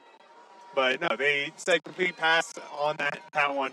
They bring up second and short on the 12-yard line. Second and short. Tigers into the red zone. We are clearly understanding the rules now. Football. Munch takes the handoff up the middle on the fake. It's not him, it's Chambers out to the far side. And Chambers trying to find the first down stick and comes up short by a yard. That was a nice fake out. Yeah, I mean, that's the thing. With a zone read, he can keep that anytime he wants. And so the best picks are the ones that you're committed to. He could have handed it off there. He had that choice, ended up taking it on his own on the correct read of the zone read, tried to bump out and around Mario Loera, who's defending him there. But Loera wasn't able to hold on forever, and ultimately Chambers got outside and gained a yard. But good job delaying by the linebacker, Mario Loera. 3rd and 1 for the Tigers. Hands off to Munch, and Munch is stuffed at the line of scrimmage as Connor Lopez makes the stop. This short yardage defense for the Royals has been fantastic, and it really shows what Royals football is all about. They're not afraid to get physical, not afraid to put their hand in the dirt and make something that, just make life miserable up front. And there we see it again, just turned away at the line of scrimmage was Munch, a very powerful running back in his own right, but no room to run. It's 4th and an arm length to the first down. And a jump at the line. We have a flag coming in from the back judge. It is on the Tigers. That's going to push them back 5 yards. It's going to be 4th and 5 for the Tigers. That's not the way they wanted that to happen. Jumping on the near sideline. Near side was the tight end. Again, anytime it's 4th and less than 5, you're going to have some sort of cadence nonsense there. You had cadence nonsense, and again, it backfires against the team committing it. You're going to back them up 5 yards and they need a little time to figure out what they want to do. And they're going into timeout here. So we're going to go ahead and take the timeout with them. This is Mission Prep Football presented by California Fresh Market and driven by Hyundai of San Luis Obispo. Hey, Zach, I'm having a get-together this weekend. Do you know where I might be able to find some of the best USDA choice and prime meats on the Central Coast? Have you tried California Fresh Market? Yeah, but I also need to go somewhere with organic produce. California Fresh Market has that too. Okay. What are you going to tell me next? That they have a sushi bar, fresh salad bar, and full-service bakery? Look, I have a feeling we're going to be here for a while. Check out California Fresh Market in Pismo Beach and San Luis Obispo. They have you covered. A proud partner of Mission Prep Football.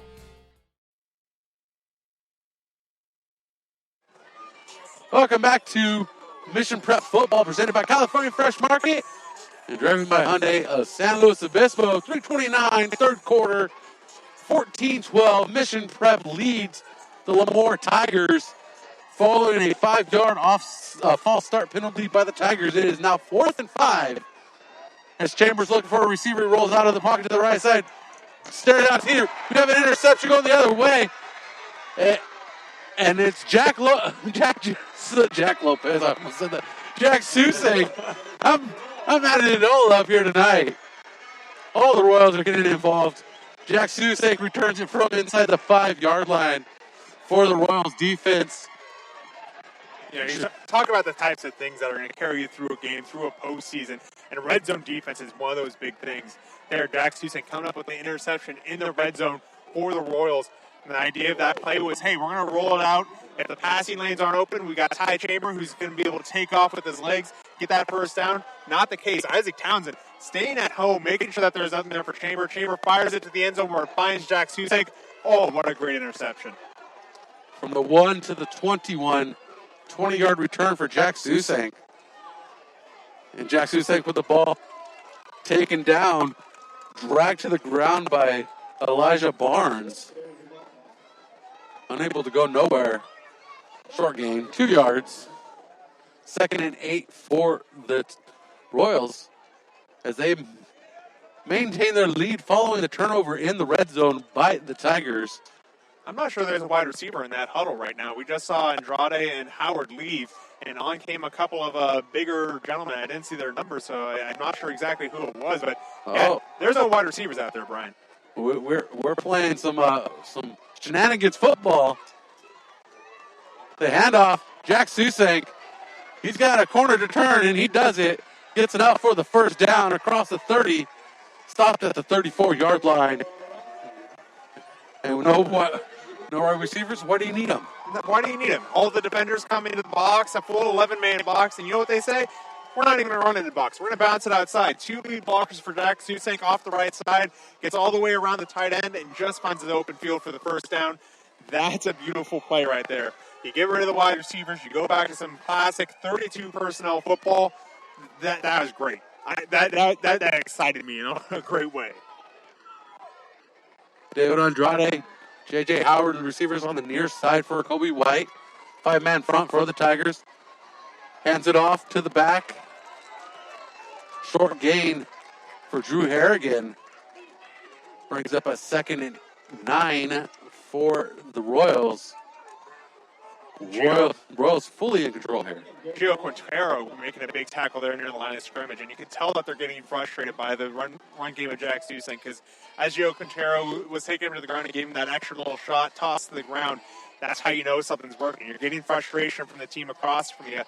Teams don't get frustrated if everything's going as planned. White working from under center. Takes the snap, hands it off to Drew Harrigan. Harrigan with some room, across the 50, one man to beat.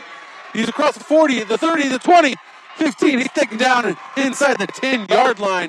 Huge gain by Drew Harrigan, the junior running back for the Royals.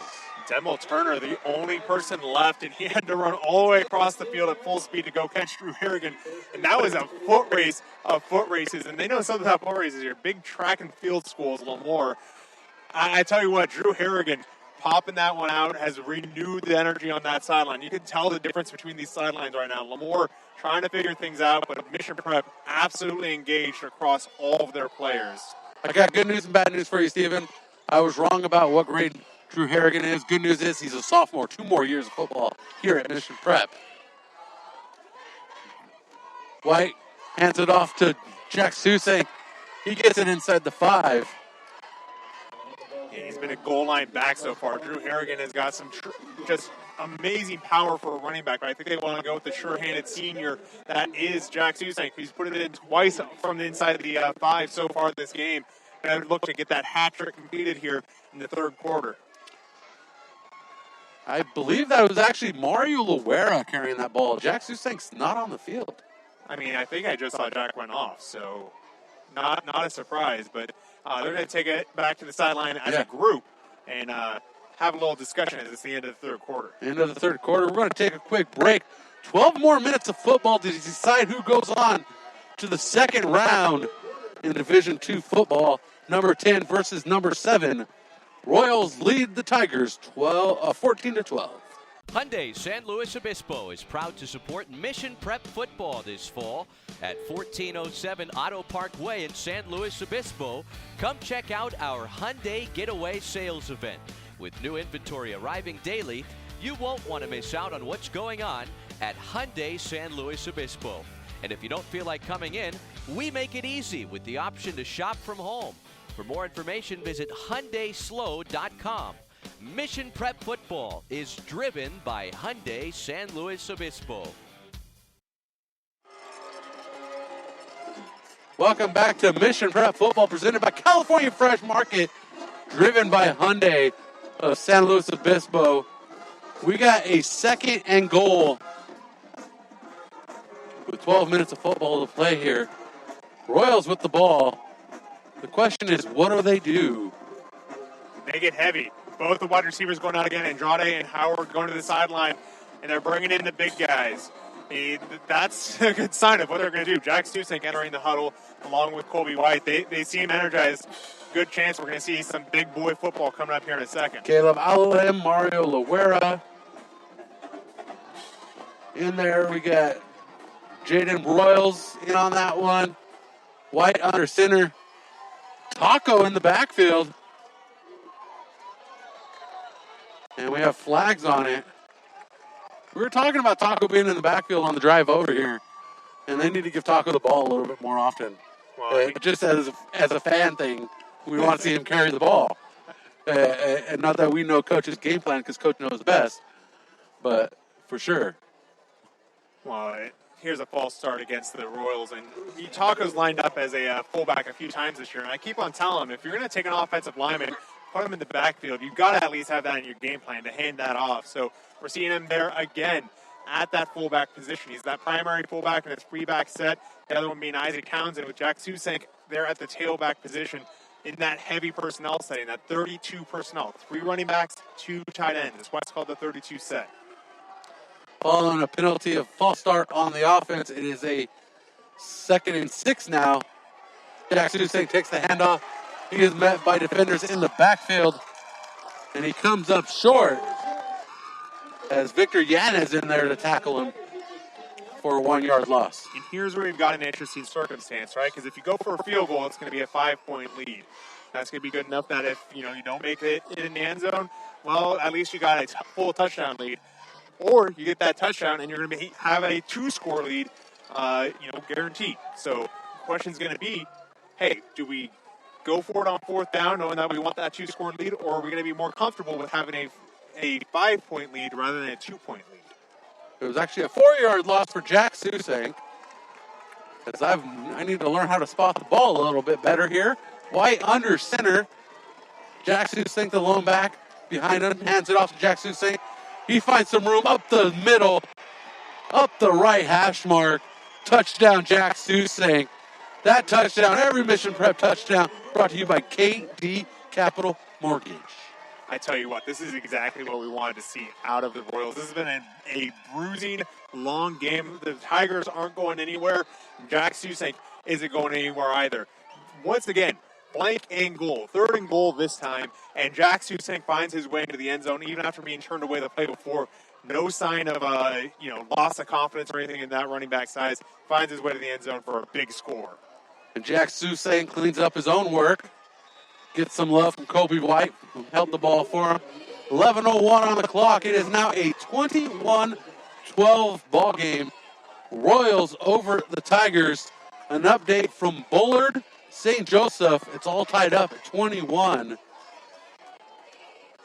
I mean, that's what we're getting from this playoff format. Competitive games across divisions, across matchups. That one exception being that Napomo Mount Whitney game. Seems like that was getting pretty out of hand.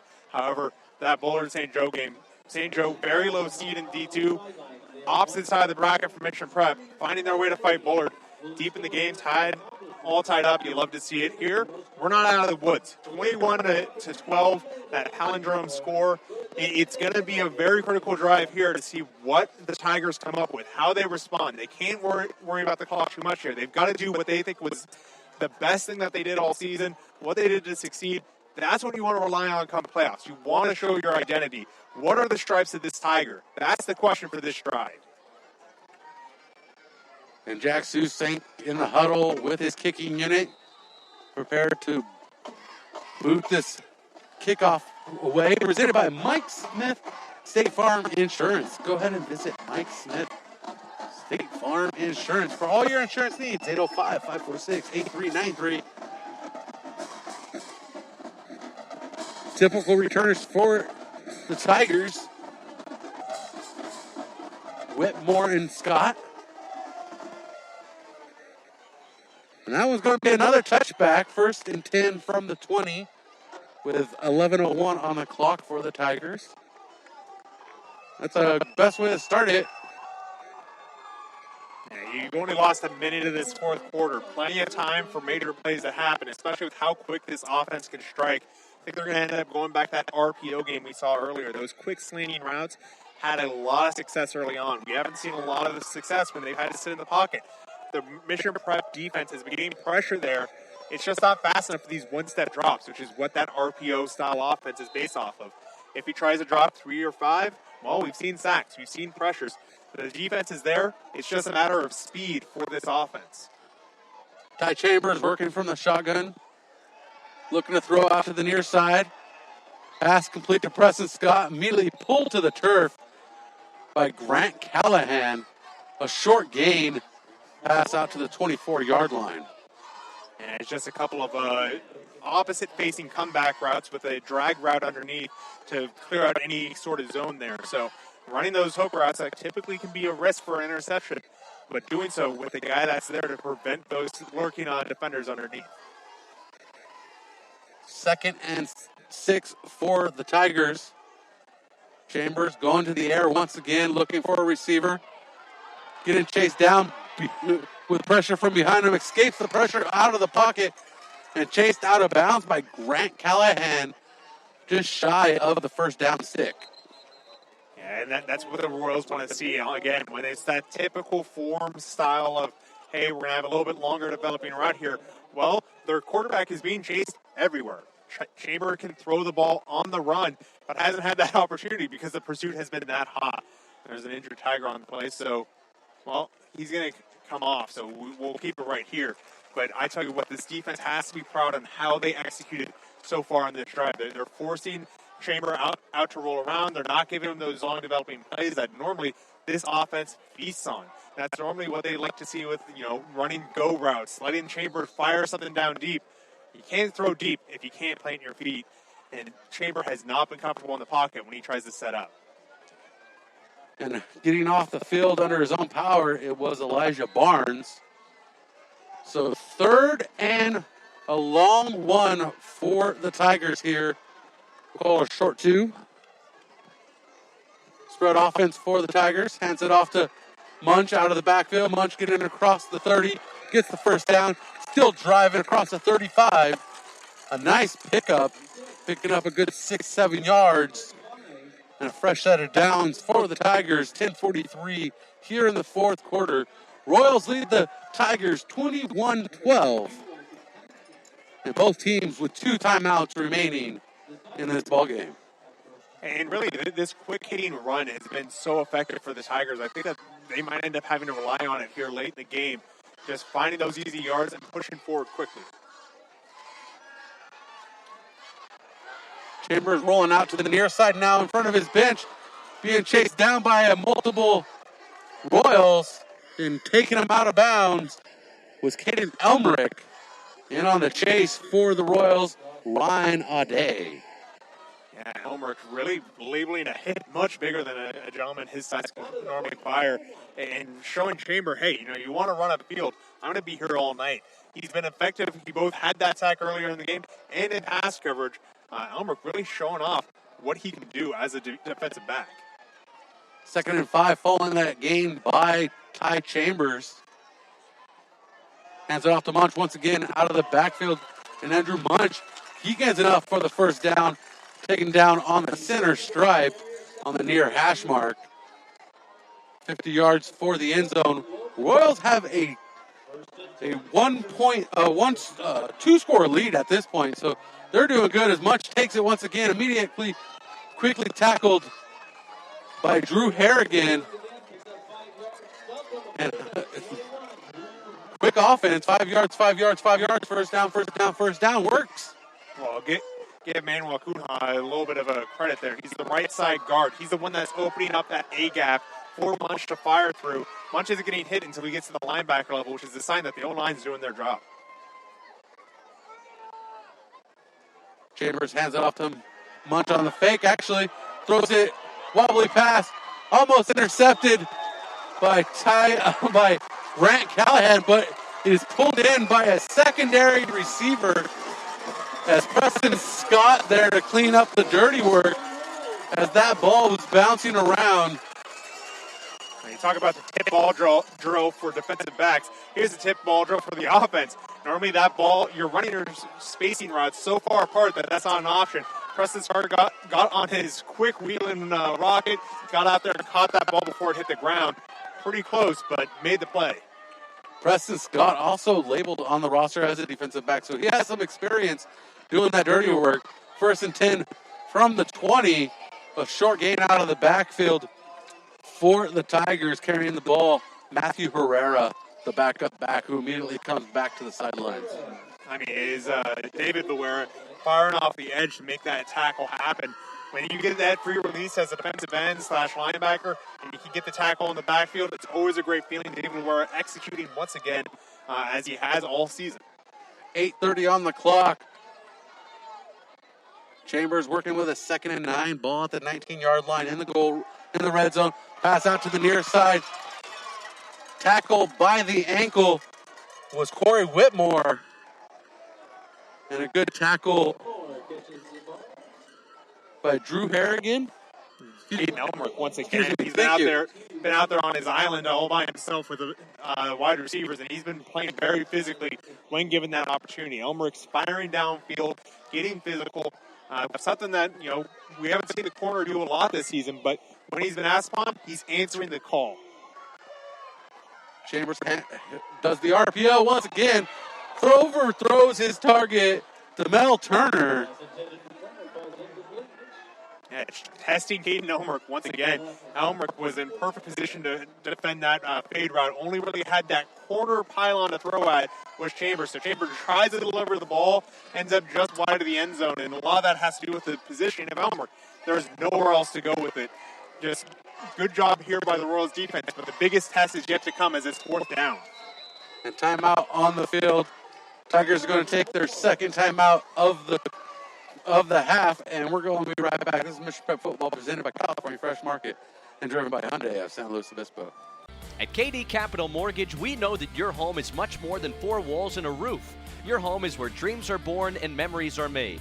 That's why whether you're looking to refinance your current home, purchasing your dream home, or buying an investment property, our goal is to help you take advantage of today's historically low rates and make sure you find the right loan to match your specific needs. So whatever your mortgage needs may be, the perfect loan is waiting for you, and KD Capital is here to help.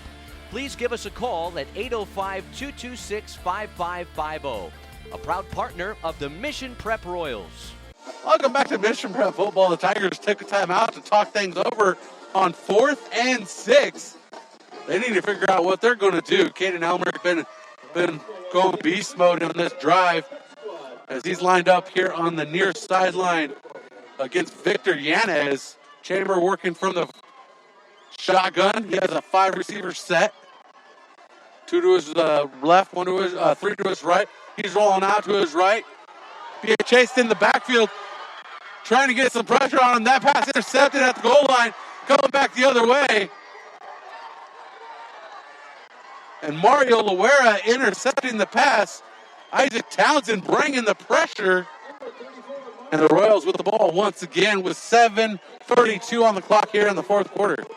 I tell you what, Isaac Townsend on that pressure was absolutely impressive. Coming from the blind side, running down Chamber, and Chamber having nowhere to throw. The defensive backs just built a wall, and when Chamber tried to deliver it, it went straight into one of the Royals. Is Mario Loera, as you said, getting that interception, but honestly, it didn't matter. If Loera had knocked it down, that still would have been 4th down. That was it. Perfect execution by the Mission Prep defense. And he gets the same field position he would have had he knocked it down. So a little worse, but you want that interception. 1st and 10 for the Royals. Hands off out to Drew Harrigan. He gets enough for the 1st down. He's trying to gain some more yardage. He's out across the 40, still churning, still pumping. He's like a locomotive trying to get across the 50. And he turned a short gain into a big gain very quickly. Yeah, and that's where you kind of shrug about the whole field position. They're on the 15 instead of the 20, but whatever. When you got Drew Harrigan behind you, you can go anywhere you want. Here it's going to be a huge drive almost into Tiger territory, just short at the 41-yard line. And he's gotten those big gains tonight. He's been that guy that when you need a breakout performance, Drew Harrigan has been waiting and just ready to go at any moment. And we just saw a huge gain. Last drive, he had one of those as well. Ball on the 41-yard line of the Royals. Working under center is White. Hands it off to his back. Drew Harrigan delivers a stiff arm, breaks the tackle, gets tangled up in the second, and hits the turf with a short gain. 45-yard line. We have an injury on the field, and this one might take a moment. So we're going to go ahead and take a quick break. You're listening to Mission Prep Football on Prep Sports Networks. Proudly serving the Central Coast since 1966, California Fresh Market is pleased to be the presenting partner of Mission Prep Football. With locations in Pismo Beach and SLO, we're open from 6 a.m. to 10 p.m. daily. California Fresh Market has it all, from a full-service coffee bar to an organic juice bar, sushi bar, full-service deli and catering. They fit all your needs at California Fresh Market. Local, independent, and fresh. We hope to see you soon. Go Royals! High school football fans, we know the weekend starts under the Friday night lights, and at Laguna Grill, we've got you covered on college football Saturdays and NFL Sundays this fall. Come by and enjoy a savory burger with our made-in-house patties, some awesome appetizers, and a cold one. While watching your favorite games, Laguna Grill, a proud sponsor of Mission Prep Football on PSNtv. Welcome back to Mission Prep Football. The injured athlete for the Lemoore Tigers ultimately gets up under his own power and runs off the field. Always a good sign. Just taking a little breath out of the lungs. This is what happens in football occasionally. 5-man front for the Tigers. Hands off to Jack Susing, who punches out across the 50 for the Royals. And that's going to be enough for the first down if they don't measure the sticks. Yeah, I mean, the sticks started to move, but it's going to be real tight. Based on the spot they gave, he's maybe an inch short, but they're not going to measure. So they're also not signaling first down. There's a lot of confusion of what's going on here. They now change it to a first down. The sticks finally moving. White under center. Spins, hands off to his back. And that is stuffed at the line of scrimmage. And his back on that play, Andrew Abate. 5:40 on the clock. Royals working the clock this time. Slowing things down. Taking their time in the backfield.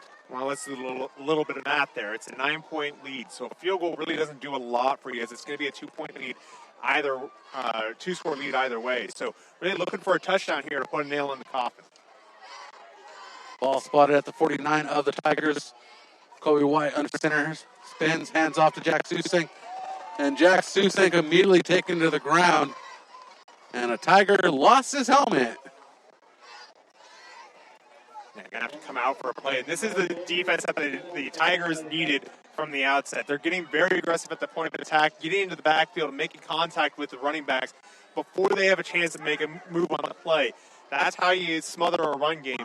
You make contact behind the line, and they haven't done that until just about now. So this is going to make a 3rd and long, and this is where the Royals need to come up and execute, because this is a big play in this game. Coming out of the game after losing the helmet, nose guard Isaiah Morales.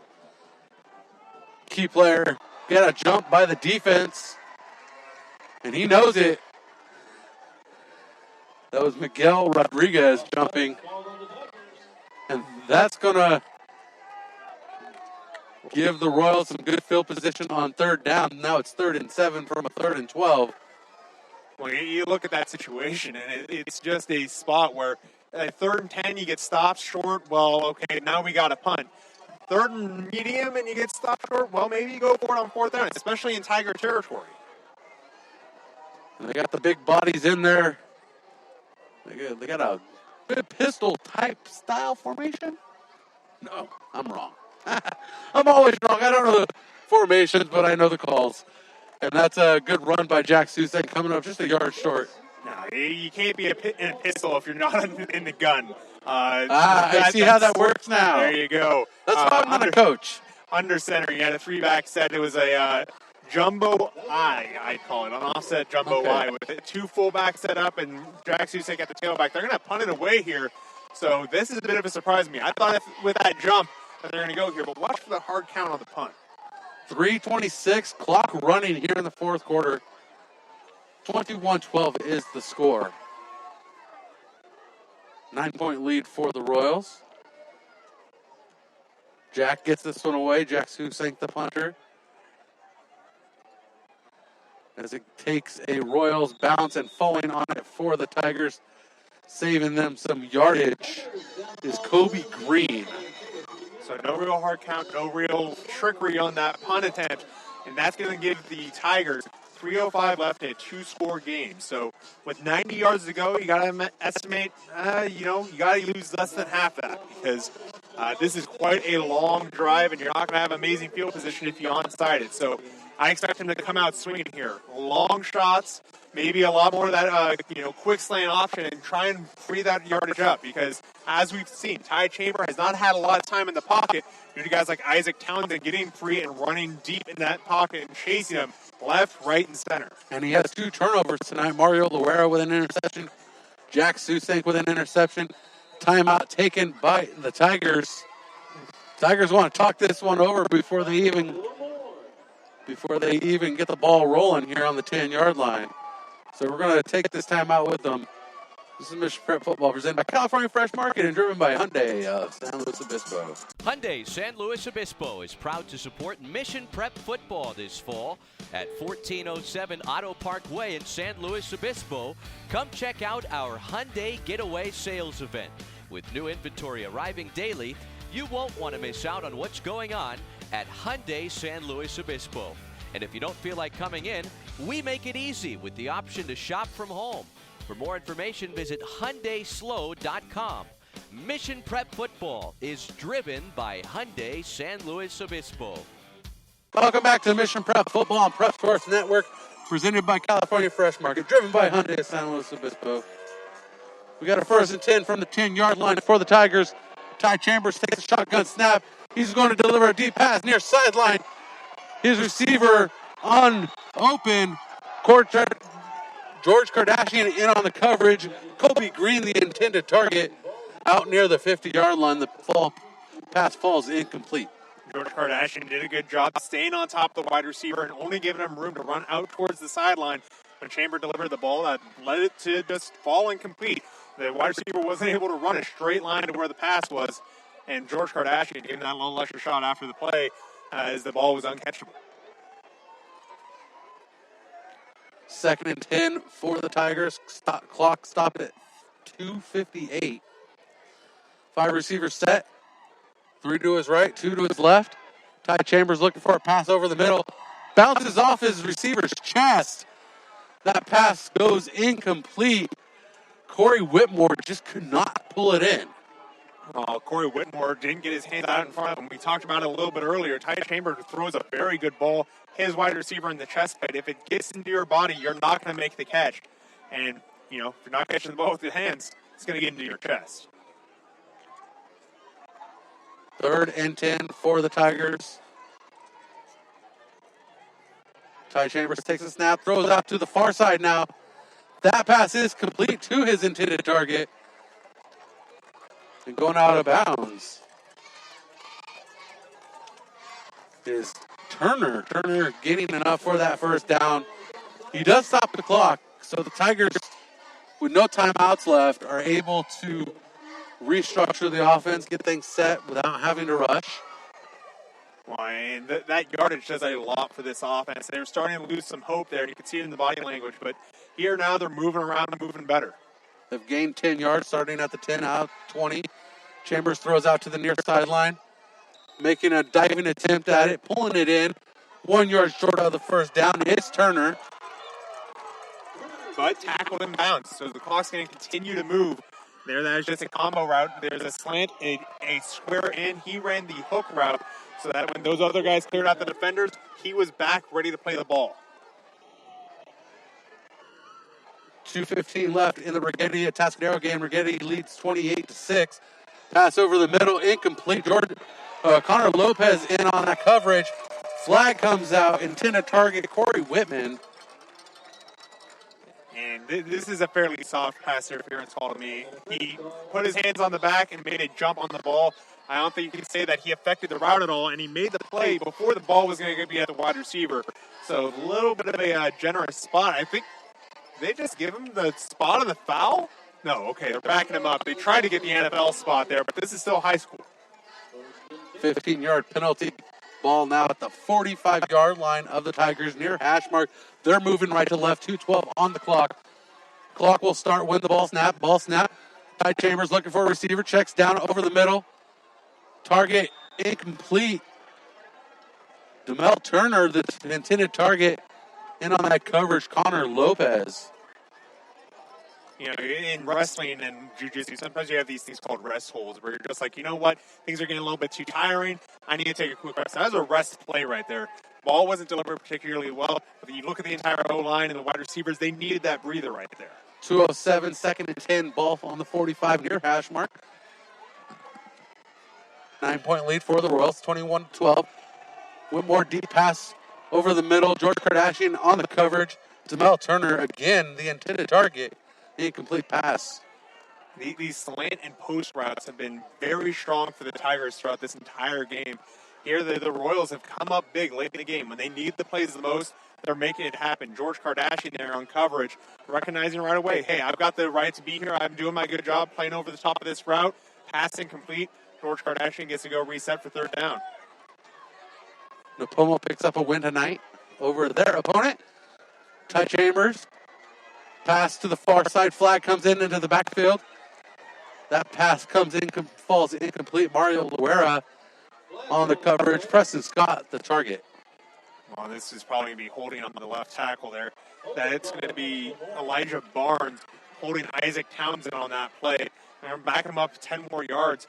Almost declined that so you get the fourth down, but they're going to take the yardage here just to be safe, as it is, very much fourth down territory.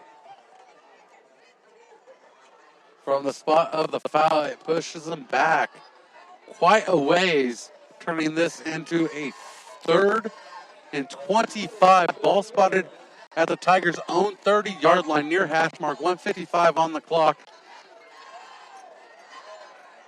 Clock starts with the snap. Over the middle, the throw, looking for a deep pass. Almost intercepted by George Kardashian. Almost intercepted by Jack Susang. Connor Lopez in on the coverage. Well, and again, Isaac Townsend has had a mismatch on this blind side all night. He's getting loose just as that ball was released. There's no more time for Ty Chamber to let his wide receivers get that spacing. Defensive backs doing a good job on their coverage. D-line executing up front. You can't ask for anything more from this defense right now. Explosive offense that they've kept in 12 points so far. A 5-man set on 4th down for Ty Chambers. He throws a deep pass. He's hoping somebody pulls it in. And off the deflection of Jack Susang, the pass is complete to Preston Scott. Jack Susang almost intercepting it, knocking it right into Preston Scott's hands. Wide receiver / defensive back. Well, that backfired. That's the second tip ball that Preston Scott's gotten, but they're still in bounds with no timeouts. 1:35 on the clock. Clock is running. You are right. No timeouts for the Tigers. And that is probably the best thing that could have happened to them. Though you don't want your receiver to drop your passes. Corey Whitman drops Ty Chambers' pass, stopping the clock, making it 2nd and 10 from the 24-yard line. Well, Corey Whitmore right there getting that underneath pass. The coaches are looking at the same chessboard here. They know that mission's going to be running a deep shell, so they tried to throw it underneath that deep shell and get something, but the ball just dropped. Ty Chambers throws down the line. Another incomplete pass. Kobe Green, the intended target, to the near sideline. And, there's going to be people looking saying, oh, that's a drop ball, but it is off target. When you're that when you're catching a ball in the backfield like that, you need a ball directly on target. Otherwise, you're going to be opening up your wide receiver to all sorts of big hits. Once again, it's going to be third down off of 2 passes, one that was dropped and one that wasn't well delivered. 1:25 on the clock. 85 seconds to decide the winner. A 9-point lead for the Royals. 3rd and 10 for the Tigers from the 24-yard line. 5 receivers set. Green in motion. Chambers throws over the middle. Jack Susank with his second interception. This one at the 1-yard line. The Royals take the ball with 1:19 on the clock. No timeouts left, but no room to take a knee for the Royals right now. So they're going to be having to power straight ahead. That sealed the game right there. Jack Susank getting that interception in the end zone, but they got to push forward here. Otherwise, if they go backwards at all, that's a safety, and you're going to be giving it back with a 1-score game suddenly. So right now, a critical play for the Royals to see if that is, in fact, the nail in the coffin, the icing on the cake, the fireworks at the end of the show. Time has yet to tell. They spotted him down at the 1-yard line as he fell towards the end zone following the interception. His second of the ball game in the red zone. 1:19 on the clock. 21-12 is our score.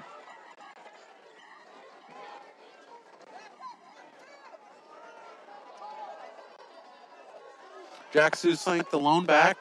Spins, has it off to Susank.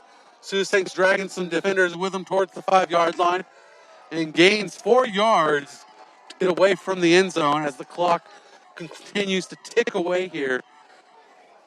Now he got more than that. I think he got around 6 yards as he pushed quite a ways forward. But now, just only needed a couple yards to get out of the shadow of the goal end zone. And he can take a knee, and it looks like that might be what they're looking for here. Clock running, 47 seconds now on the clock here in the fourth quarter. Royals staring the clock down from their own 5.5-yard line. Well, they're staring at the back judge. They're waiting for him to put his hand up before they get into the set. There it is.